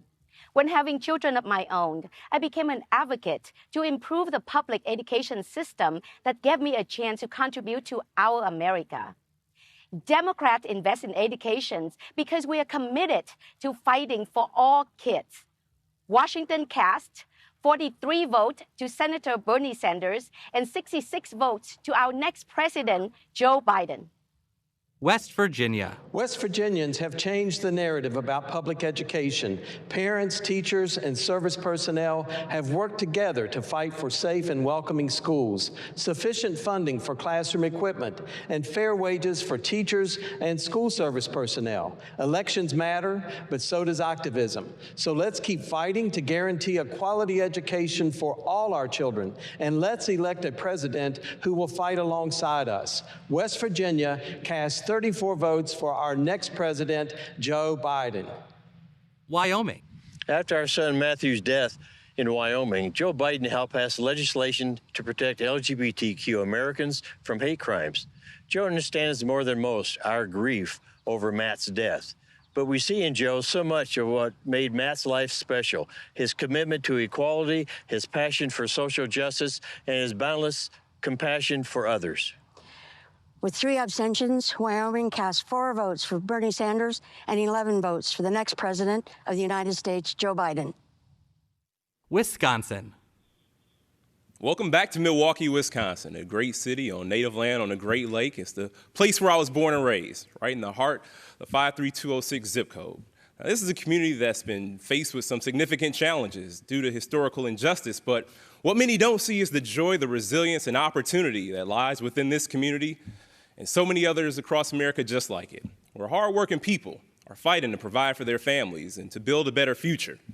We know that we build a better future for our nation by channeling Wisconsin's legacy as the birthplace of the labor and the progressive movement and uniting around a bold, inclusive agenda that uplifts every community in the pursuit of a more just future, one that recognizes healthcare as a human right, one that tackles the climate crisis and takes on racial and economic justice. Wisconsin cast 30 votes for Bernie Sanders and 67 for the next president of the United States of America, Joseph R. Biden. Delaware. Long before this train station bore his name, you'd see Joe Biden up here on the platform with the rest of the crowd, on his way to work or going home to his family. That's always been his North Star, delivering for families like his own, working people who struggle and sacrifice to build a better life. Nobody has ever had to wonder who Joe Biden's in it for. Our nation faces daunting challenges, but I've known Joe Biden for 40 years, and there's nobody I trust more to lead our party, unite our country, and restore our standing in the world. What's more, he's humble. He tells the truth. He treats everybody he encounters with respect and builds bridges, not walls. He is a leader made for this moment and the finest public servant I've ever known. Delaware is proud to cast its 32 votes for our favorite son and our next president. Our friend, Delaware, Joe Biden.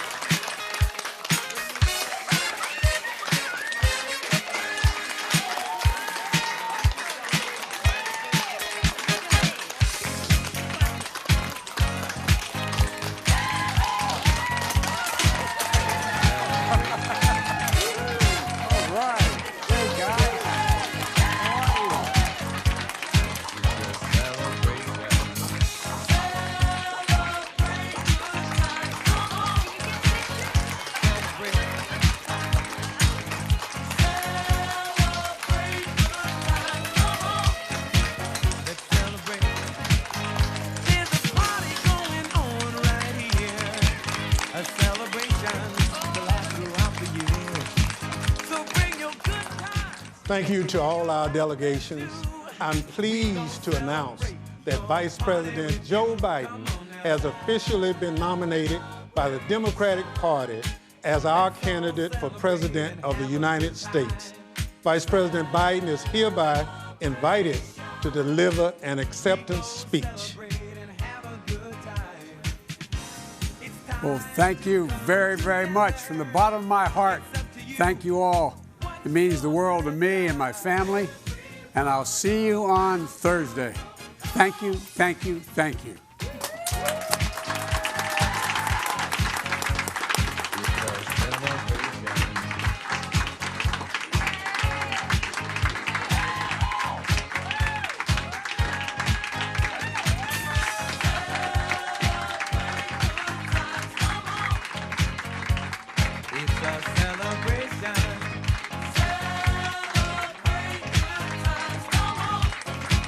Let's celebrate.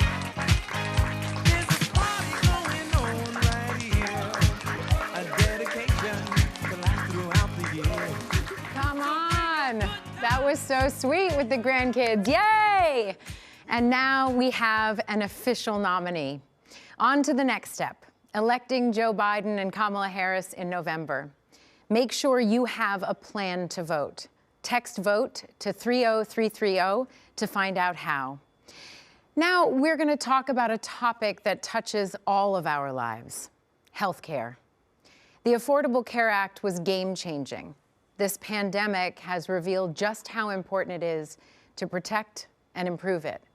Increasing access to healthcare and bringing down its costs have always been a priority for Joe Biden, because for Joe and for all of us, healthcare is personal.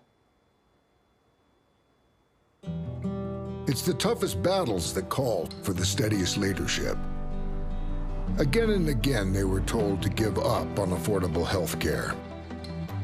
They knew it would cost them politically. The Republicans say this will prove to be unpopular. The bill is a legislative train wreck. But not nearly as much as it would cost the American people if they did nothing. We are not going to slow up on providing affordable health care for Americans. Health care is a natural American right. Giving up on the Affordable Care Act would have meant leaving 20 million without coverage out in the cold. But Joe Biden wasn't about to give up, because he knew what it was like to stand in their shoes. He was sworn into the Senate next to a hospital bed. His wife and daughter had been killed in a car crash. And lying in that bed were his two sons. 40 years later, one of those little boys, his son, Beau, was diagnosed with cancer and given only months to live. It's hard to imagine a greater grief than losing your child. But Joe always knew that his family was one of the lucky ones. After that accident, his son got 40 more years of life, all because he had health care. Health care. Without objection, the motion to reconsider is laid on the table. Now, it's unthinkable that Donald Trump is trying to take that health care away. In the middle of a pandemic, he's still trying to get rid of the Affordable Care Act. This fight is personal for Joe, as personal as it gets. So when Joe says he has a plan to strengthen the Affordable Care Act, protect those with pre-existing conditions, and expand access to every American, he's thinking about how having health care saved his boys. When his plan talks about lowering drug prices and making care more affordable, he's thinking about Beau, who spent his final days in comfort because he was insured. Joe Biden knows what affordable health care means to American families because of what it's meant to his. This is my promise to you. When I'm president, I will take care of your health care coverage and your family the same way I would my own. For that's what the presidency is, the duty to care for all of us, not just those who vote for us, but all of us. This job is not about me, it's about you, it's about us.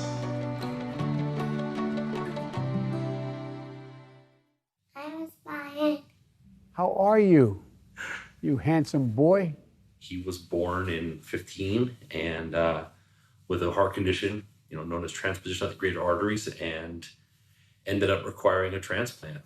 And thankfully, the ACA had already taken effect.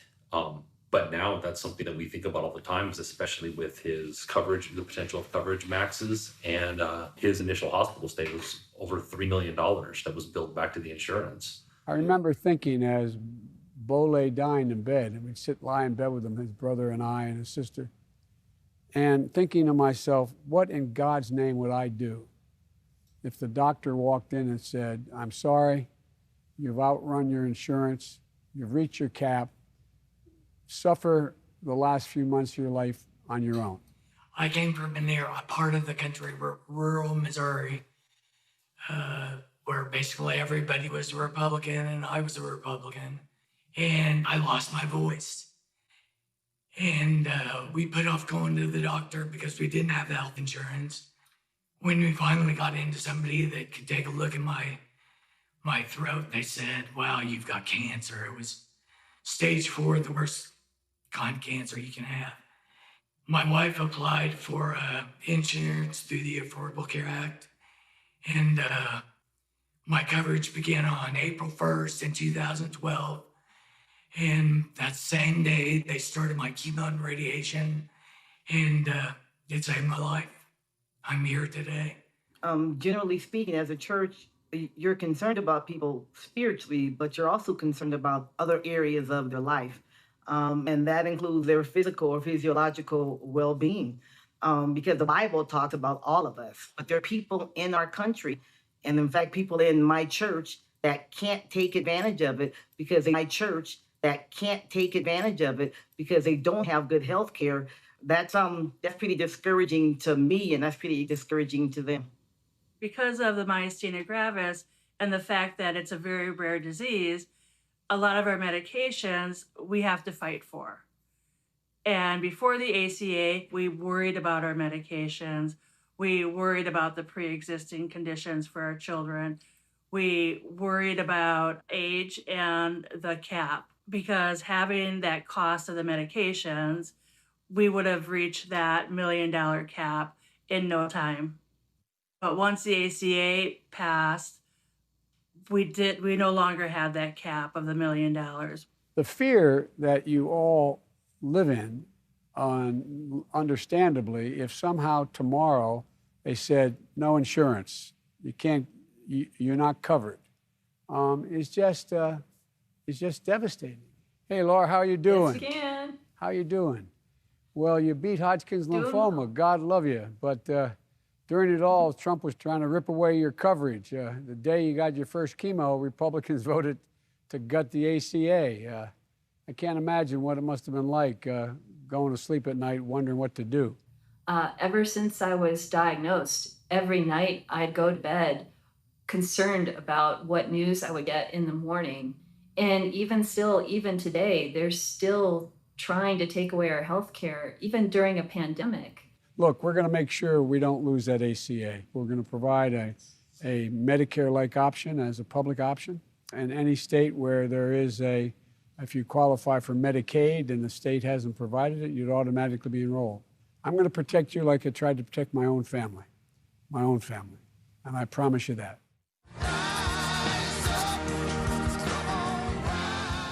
I met Joe last year at a campaign event to thank him for being so involved in the battle to cure cancer. Indeed, I have what's been diagnosed as terminal cancer. The inspiration and the empathy and the human love that he was shared with me has kept me going. I made an appointment for my wellness checkup provided for by the Affordable Care Act. I was told that I had ovarian cancer. I finished my course of treatment, and since then, I've been cancer-free, and I'm very grateful for that. I chose to become a Joe Biden delegate as I watched with our nation as President Donald Trump sought to dismantle the Affordable Care Act. My purpose in life right now is to devote all my energy to getting Joe elected. I anxiously jumped at the chance to become a Biden delegate. You will continue to strengthen the Affordable Care Act so that diseases like cancer don't go undetected.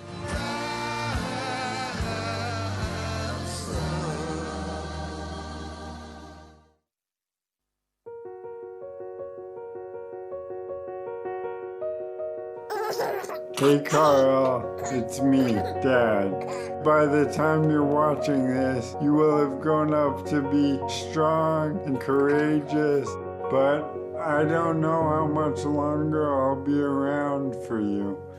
I was diagnosed with ALS today, which is a deadly, debilitating disease.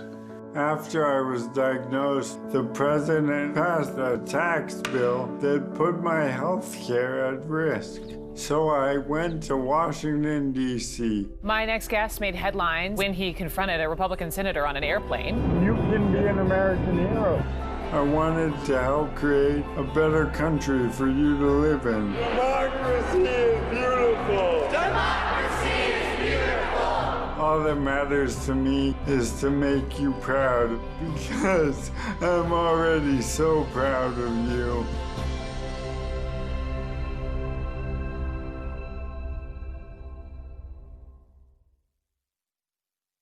Hello America.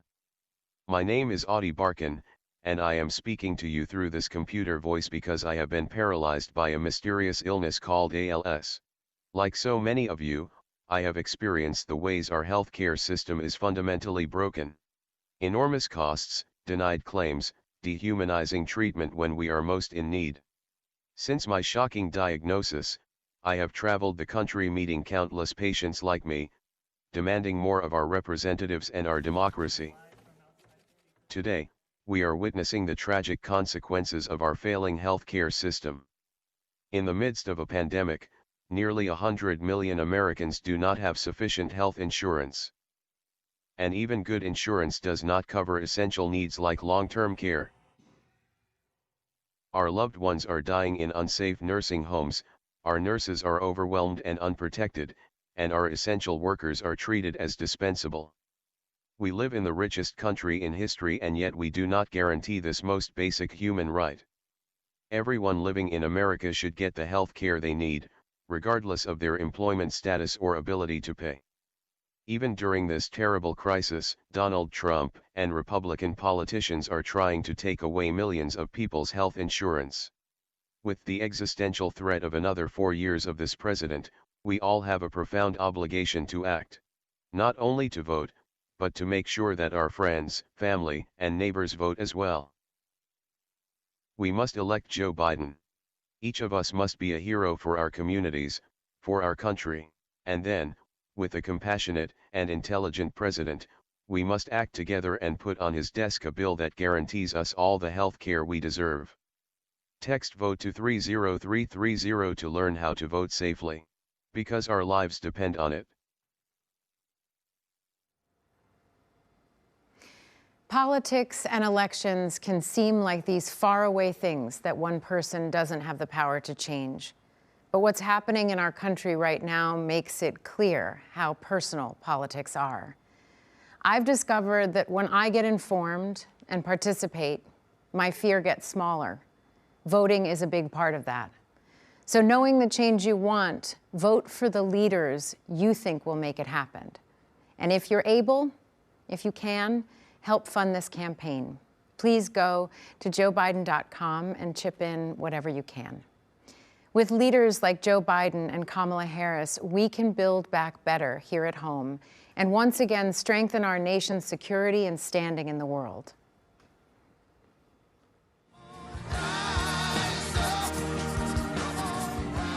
My name is DeMarcus Gilliard. I'm 34 years old, and I currently live in Los Angeles, California. I'm a 2009 graduate of the U.S. Naval Academy in Annapolis, and I served on active duty in the Marine Corps as an officer for 6 years.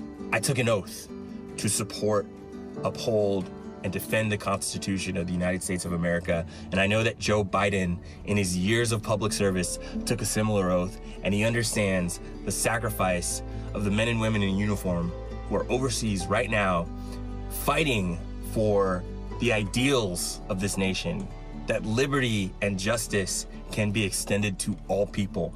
I know that Joe Biden understands that at his core. I trust him to lead us on day one into a greater future. There's nothing more important for me right now than making sure that we restore the soul of our nation. And I think that Joe Biden is the best person to do that. So, thanks, Joe.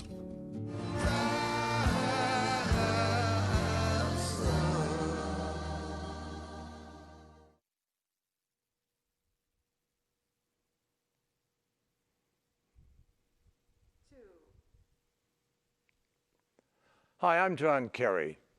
For the 8 years of the Obama-Biden administration, we led by example. We eliminated the threat of an Iran with a nuclear weapon. We built a 68-nation coalition to destroy ISIS.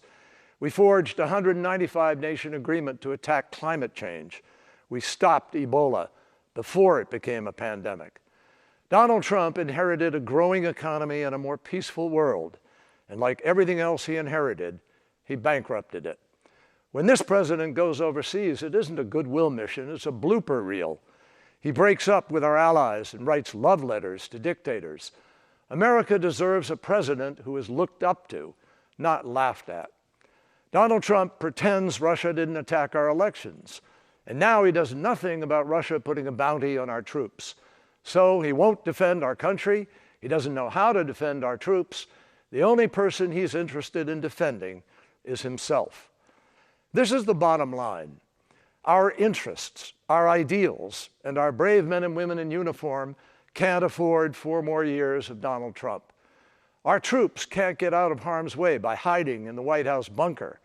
They need a president who will stand up for them, and President Biden will.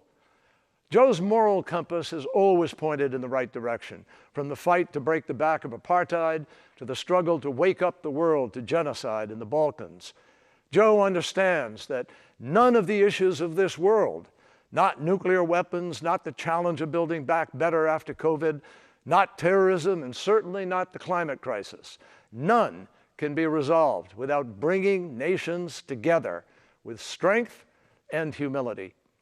Joe understands our values don't limit our power, they magnify it.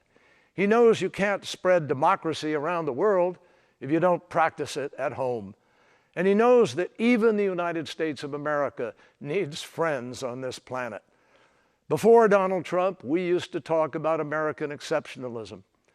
The only thing exceptional about the incoherent Trump foreign policy is that it has made our nation more isolated than ever before.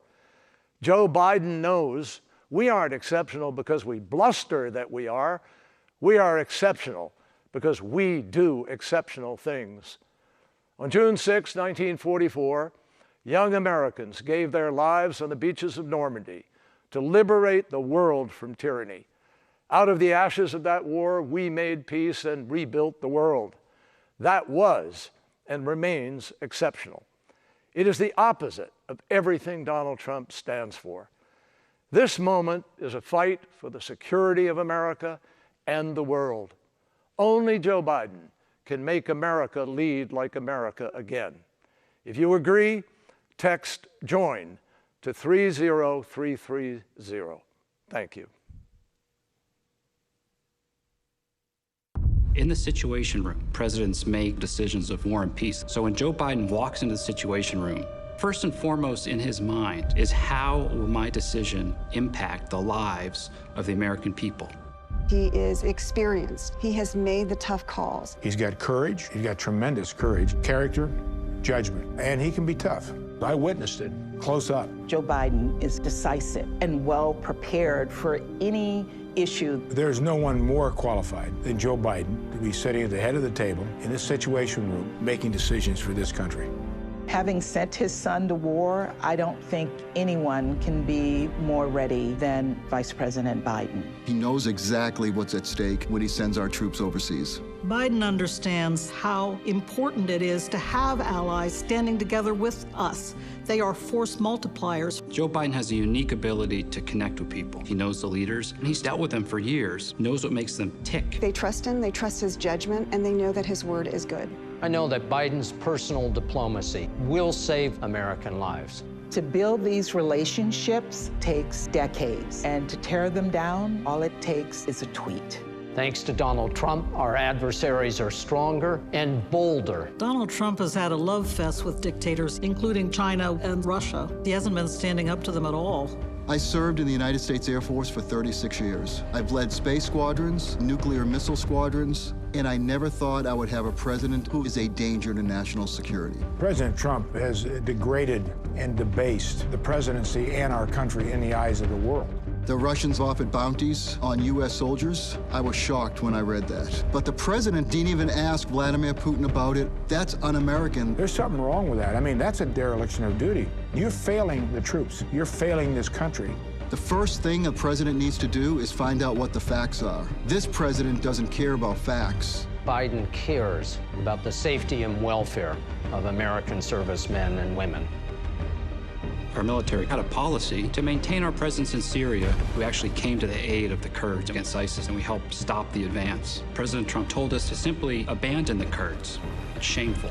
Joe Biden will be strong against dictators. I've heard him on the phone with some pretty tough characters. You know, you talk about Joe Biden's empathy, his decency, but Joe Biden is tough as nails, and everybody knows it. He will do the right thing, no matter the political cost. I've served for 2 Republican presidents and 1 Democratic president. I have seen the Trump administration make decisions without any thought, without any preparation, that have massive life and death consequences. At one of the most defining times in the history of the world, Joe Biden is uniquely qualified to be president of the United States. If you want a strong America, you want Joe Biden. Hi, I'm former Secretary of State Colin Powell. 100 years ago, a young immigrant left a dirt farm in Jamaica and set out for America. 3 years later, a ship pulled into New York Harbor, and a young Jamaican woman gazed up at the Statue of Liberty for the first time. They became my parents, and they inspired me to finish college and join the Army. This began a journey of service that would take me from basic training to combat in Vietnam, up the ranks to serve as Chairman of the Joint Chiefs of Staff and Secretary of State. The values I learned growing up in the South Bronx and serving in uniform were the same values that Joe Biden's parents instilled in him in Scranton, Pennsylvania. I support Joe Biden for the presidency of the United States because those values still define him, and we need to restore those values to the White House. Our country needs a commander-in-chief who takes care of our troops in the same way he would his own family. For Joe Biden, that doesn't need teaching. It comes from the experience he shares with millions of military families, sending his beloved son off to war and praying to God he would come home safe. Joe Biden will be a president we will all be proud to salute. With Joe Biden in the White House, you will never doubt that he will stand with our friends and stand up to our adversaries, never the other way around. He will trust our diplomats and our intelligence community, not the flattery of dictators and despots. He will make it his job to know when anyone dares to threaten us. He will stand up to our adversaries with strength and experience. They will know he means business. I support Joe Biden because beginning on day one, he will restore Americans' leadership and our moral authority. He'll be a president who knows that America is strongest when, as he has said, we lead both by the power of our example and the example of our power. He will restore America's leadership in the world and restore the alliances we need to address the dangers that threaten our nation, from climate change to nuclear proliferation. Today, we are a country divided, and we have a president doing everything in his power to make it that way and keep us that way. What a difference it will make to have a president who unites us, who restores our strength and our soul. I still believe that in our hearts, we are the same America that brought my parents to our shores, an America that inspires freedom around the world. That's the America Joe Biden will lead as our next president. Thank you very much. It was a friendship that shouldn't have worked. John, a former Navy pilot just released from a North Vietnamese prison. Joe, a young senator from Delaware. Legislative assistance. But in the 1970s, Joe was assigned a military aide for a trip overseas. I was the Navy's Senate liaison and used to carry your bags on overseas trips. The son of a gun never carried my bags. He was supposed to carry my bags, damn it, but he never carried my bags. John and Joe traveled thousands of miles together. The families got to know each other, gathering for picnics in the Bidens' backyard. They would just sit and joke. It was like a comedy show sometimes to watch the two of them. But when John was elected to the Senate as a Republican from Arizona, they found themselves on opposing sides. We're in different parties. We hold different views on many issues. They'd be going at it on the floor, and you think, oh, these guys must really, really, really dislike each other. And they'd be having dinner that night together. Senator Biden had great respect for the institution of the Senate. He built relationships that were cordial, that were personal. We've always been willing, when we thought the other guy was right, cross the aisle and lock arms. It's good for the country. It takes trust to get things done in a divided government. And I think with Joe Biden, his colleagues knew that your points were equally valid to him. Even if a deal seemed out of reach, it was always Joe who tried to cross the aisle. He was like a natural for that. He just had an ability to find the common ground, but never give up your principles. For 3 decades, Joe was able to move his colleagues and find a way forward.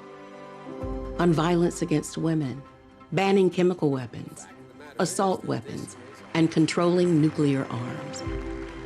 It was a style of legislating and leadership that you don't find much anymore. And when millions of Americans were faced with losing their health insurance, it was Joe's friend who saved Obamacare by crossing the aisle. McCain casts his vote with a thumbs down. John and I have been given several awards about bipartisanship. We don't understand why you should get an award for bipartisanship. Thank you for your example. I'm proud to remain the same good guy that you were when you first got here. Most of all, for your friendship. My life and the lives of many have been enriched by it.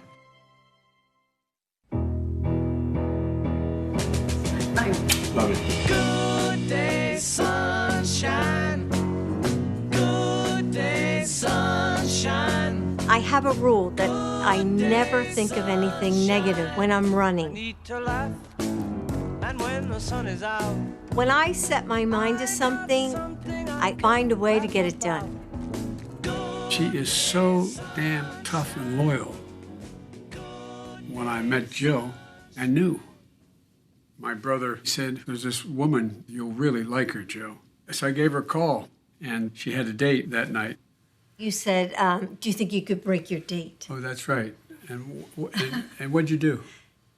Well, I called and told the guy that I had a friend in from out of town and went out with Joe. I was 30, and I was a senator, and I was a widower. Several years earlier, a tractor trailer broadsided my wife and 3 children. My wife was killed, and my daughter was killed. I wasn't big on the whole date scene thing. But when I met Jill, I fell in love with her when I saw her. I've got sunshine on a cloudy day. He said, I'd really like to see you again. So he's looking at his calendar and he's, oh, Thursday. No, I'm really busy. No, I'm busy Friday. How about tomorrow? And I thought, buddy, you just blew your cover. She's owned me since then. The boys fell in love with Jill, too. I'm brushing my teeth one morning, and they came running in, and Bo and Hunt said, Dad, we think it's time we marry Jill. Swear to God. I asked her to marry me 5 times. It wasn't just my heart that was on the line. I loved the boys so much. I had to be sure that it had to be forever. Now, I'm going to ask you one more time. Will you marry me? She goes like this. Okay. Someday, yeah, we'll put it together and we'll get it undone. She put us back together. She gave me back my life. She gave us back a family. We were raised with the same values. I grew up in Willow Grove, Pennsylvania, right outside of Philly. My mom was English, Scottish, and my dad was Italian. My grandmother made the homemade noodles that would hang, and she'd be drying her noodles. They were a very close family. She's the eldest of 5 girls. She's kind of like the godmother of all of us. I think we've all seen the feistiness in her. There was a bully in my school. She marched up the street and knocked on his door, and I punched him right in the face. My father fought in World War II. He was a signalman in the Navy, and he was very patriotic. He would take us to watch the Blue Angels, and he was so proud. We worshiped our mother. I can picture her so well, reading for hours. She just loved to read, and that had a great influence on me. I went to college at the University of Delaware. Then I taught in the high schools. I got up every single day so excited to go teach. When I married Joe, I took off time to establish myself as the boys' mom. We don't use the term stepmother. Bo and Hunt said, no, we have a mom and a mommy. Our mommy died. This is our mom. And then along came Ashley. And our family was complete. Yep. Mm-hmm. When I was growing up, Mom was fun. The headbutting started when I was a teenager. There was some conflicts. She dealt with it by taking up running. She started to basically run marathons. I never, ever doubted that anything she set her mind to, she could do. I got to hand her her doctorate degree in education at the University of Delaware. You passed. That's all you gotta do. Well, let's turn it positive, so you will pass it. I would say she's not your average grandmother. Yeah. She, she's the grandmother who wakes you up at like 5 a.m. on Christmas Eve to go soul cycling. Yeah, So, we have a lot of stories. yeah, she's a prankster. Yeah. She's very mischievous. Like, when she goes on a run, sometimes she'll find like a dead snake and she'll pick it up and put it in a bag and she'll use it to scare someone. That's a classic Jill. She wasn't really a Washington person, and I don't think ever imagined herself being part of that. When Joe was elected to vice president, I just thought, hey, I gotta step it up here because there are things that I really care about. Having had a father in the military, having a son deployed in Iraq, I saw the need to support military families. Dr. Biden could draw anyone in, and they felt like they were talking to an old friend. That is one of her superpowers. When she was second lady, Jill told me that she would like to continue teaching at community college. And I said, that's insane. You cannot possibly do that. I said, I know I can do both jobs. I never saw her on any day of the week where she wasn't carrying a huge stack of papers to grade. As second lady, she was teaching full-time for 8 years, 15 credits a semester. These were students who wanted to be in your classroom, and I saw their tenacity, and they were taking care of children just like I had done. She gave 100% from her energy to the students. She's a great teacher. Teaching is not what Jill does, it's who she is. Jill just simply cares. She cares about other people. When Beau was diagnosed with brain cancer, nobody knew what we were going through. The Secret Service, they're not supposed to react to your life or what you're doing. They would whisper, I'm praying for you. Mom, it's your strength that holds this family together. And I know that you will make us whole again. You never stop grieving, ever. But you do have to find purpose. Please welcome my husband, Joe Biden. Running for president is too tough to not be together. The future First Lady of the United States. That's right. There you go. If Dr. Biden is our first lady, the country will be getting one of the best humans that we have. She has been through some really tough things in her own life, and she knows how hard it can be. The American people in their heart know that she'll fight like hell for them. We all need community. We need to depend on others for our strength. All American families, we all need each other.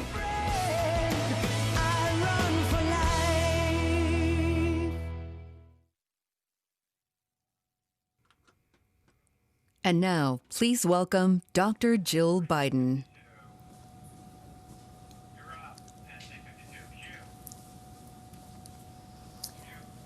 I have always loved the sounds of a classroom, the quiet that sparks with possibility just before students shuffle in, the murmur of ideas bouncing back and forth as we explore the world together, the laughter and tiny moments of surprise you find in materials you've taught 1,000,000 times.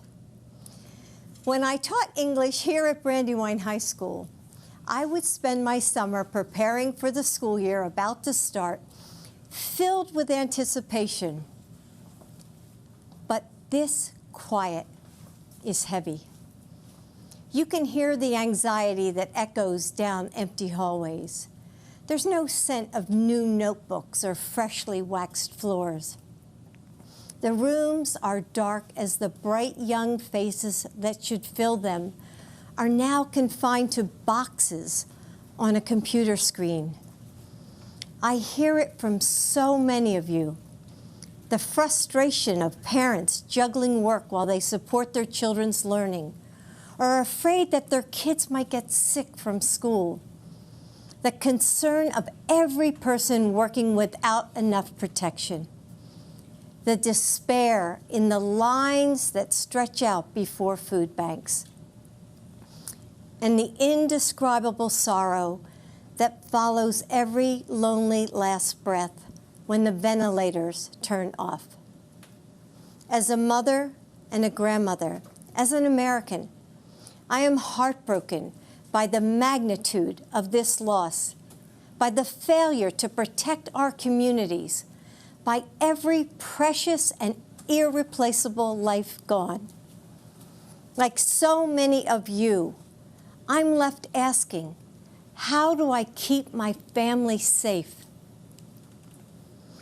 You know, motherhood came to me in a way I never expected. I fell in love with a man and 2 little boys standing in the wreckage of unthinkable loss, mourning a wife and mother, a daughter and sister. I never imagined at the age of 26 I would be asking myself, how do you make a broken family whole? Still, Joe always told the boys, Mommy sent Jill to us, and how could I argue with her? And so we figured it out together in those big moments that would go by too fast, Thanksgivings and state championships, birthdays and weddings, in the mundane ones that we didn't even know were shaping our lives, reading stories piled on the couch, rowdy Sunday dinners and silly arguments, listening to the faint sounds of laughter that would float downstairs as Joe put the kids to bed every night, while I studied for grad school or graded papers under the pale yellow kitchen lamp, the dinner dishes waiting in the sink. We found that love holds a family together. Love makes us flexible and resilient. It allows us to become more than ourselves together. And though it can't protect us from the sorrows of life, it gives us refuge, a home. How do you make a broken family whole? The same way you make a nation whole. With love and understanding, and with small acts of kindness, with bravery, with unwavering faith. You show up for each other in big ways and small ones, again and again. It's what so many of you are doing right now for your loved ones, for complete strangers, for your communities. There are those who want to tell us that our country is hopelessly divided, that our differences are irreconcilable. But that's not what I've seen over these last few months. We're coming together and holding on to each other. We're finding mercy and grace in the moments we might have once taken for granted. We're seeing that our differences are precious and our similarities infinite. We have shown that the heart of this nation still beats with kindness and courage. That's the soul of America Joe Biden is fighting for now. After our son Beau died of cancer, I wondered if I would ever smile or feel joy again. It was summer, but there was no warmth left for me. 4 days after Beau's funeral, I watched Joe shave and put on his suit. I saw him steel himself in the mirror, take a breath, put his shoulders back, and walk out into a world empty of our son. He went back to work. That's just who he is. There are times when I couldn't even imagine how he did it, how he put one foot in front of the other and kept going. But I've always understood why he did it. For the daughter who convinces her mom to finally get a breast cancer screening and misses work to drive her to the clinic. For the community college student who has faced homelessness and survived abuse, but finds the grit to finish her degree and make a good life for her kids. For the little boy whose mom is serving as a Marine in Iraq, who puts on a brave face in his video call and doesn't complain when the only thing he wants for his birthday is to be with her. For all those people Joe gives his personal phone number to at rope lines and events, the ones he talks to for hours after dinner, helping them smile through their loss, letting them know that they aren't alone. He does it for you. Joe's purpose has always driven him forward. His strength of will is unstoppable, and his faith is unshakable, because it's not in politicians or political parties or even in himself. It's in the providence of God. His faith is in you, in us. Yes, so many classrooms are quiet right now. The playgrounds are still. But if you listen closely, you can hear the sparks of change in the air.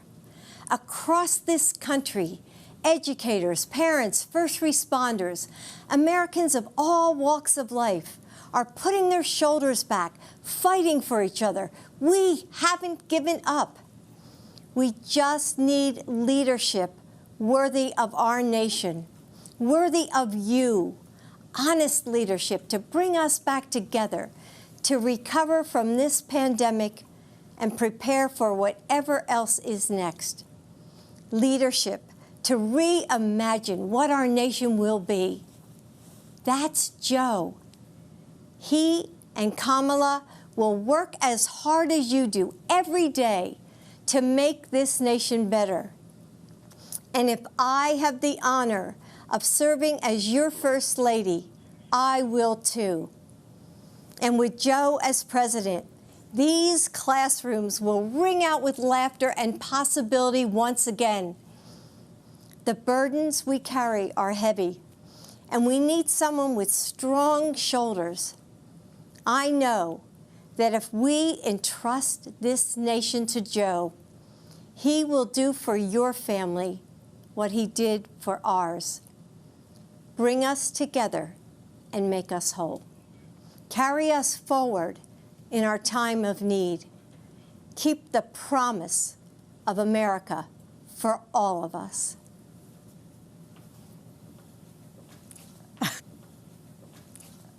Great job. God, I love it. How are you? Hey, everyone. I'm Jill Biden's husband. As you heard tonight, excuse me, you can see why she's the love of my life, the rock of our family. She never gives herself much credit, but the truth is, she's the strongest person I know. She's a backbone like a ramrod. She loves fiercely, cares deeply. Nothing stops her when she sets her mind to getting something right. And you know, for all of you out there across the country, just think of your favorite educator who gave you the confidence to believe in yourself. That's the kind of First Lady this Jill Biden will be. God love you. So go to joebiden.com to join our campaign. Thank you all for watching. I'll see you soon. Thank you. Child, things get brighter. Ooh, child, things are gonna get easier. Ooh, child, things get brighter. Someday, yeah, we'll put it together and we'll get it undone. Someday, when your head is much lighter.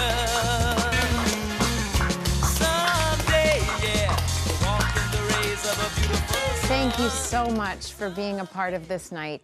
As Dr. Biden just reminded us, Joe is a steady and experienced leader who can bring us together and help us heal, who will support us in getting better. Remember, we bend the arc of justice if we participate, if we vote. This moment isn't beyond you, it's up to you. Tomorrow night, we'll meet Joe Biden's choice for Vice President, Kamala Harris, and learn more about their vision for the future of our country. And we'll also hear from Senator Elizabeth Warren and President Barack Obama, plus performances from Billie Eilish and Jennifer Hudson. And now, with his song Never Break, here's John Legend.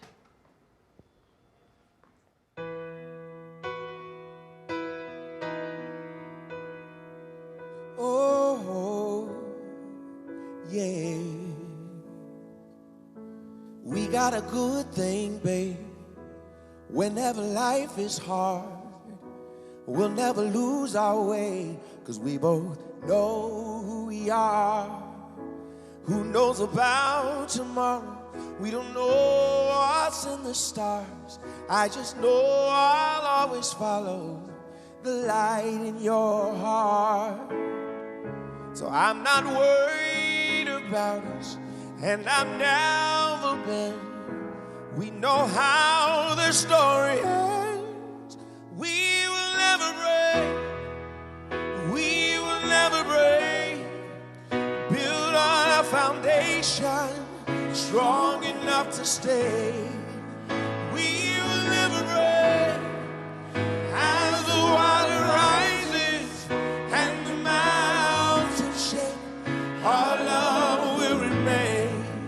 We will never, no, no, never. We will never, no, no, never. We will never, no, never. We will never, no. The world is dangerous, throwing all in us. There's nothing we cannot take. We will never break. We will never break. Build on a foundation strong enough to stay. We will never break. As the water rises and the mountains shake, our love will remain. We will never, no, no, never. We will never, no, no, never. We will never. We will never, no, never. We will never, no. We will never, no, never. We will, no.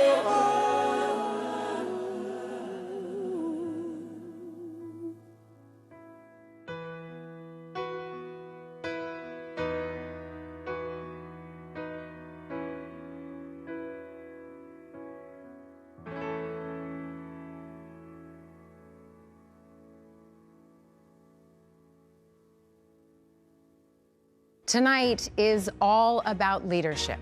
We will work to meet our extraordinary challenges because progress is made by the hopeful, not the cynical. And we will do that work together because movements are built by the many, not the few. Faced with a president of cowardice, Joe Biden is a man of proven courage. He will restore our moral compass by confronting our challenges, not by hiding from them or undermining our elections to keep his job. We need a president who respects our laws and the privilege of public service, who reflects our values and cares about our people. In this job interview, the difference is stark. You know what Donald Trump will do with 4 more years. Blame, bully, and belittle. And you know what Joe Biden will do. Build back better. Joe understands our values don't limit our power,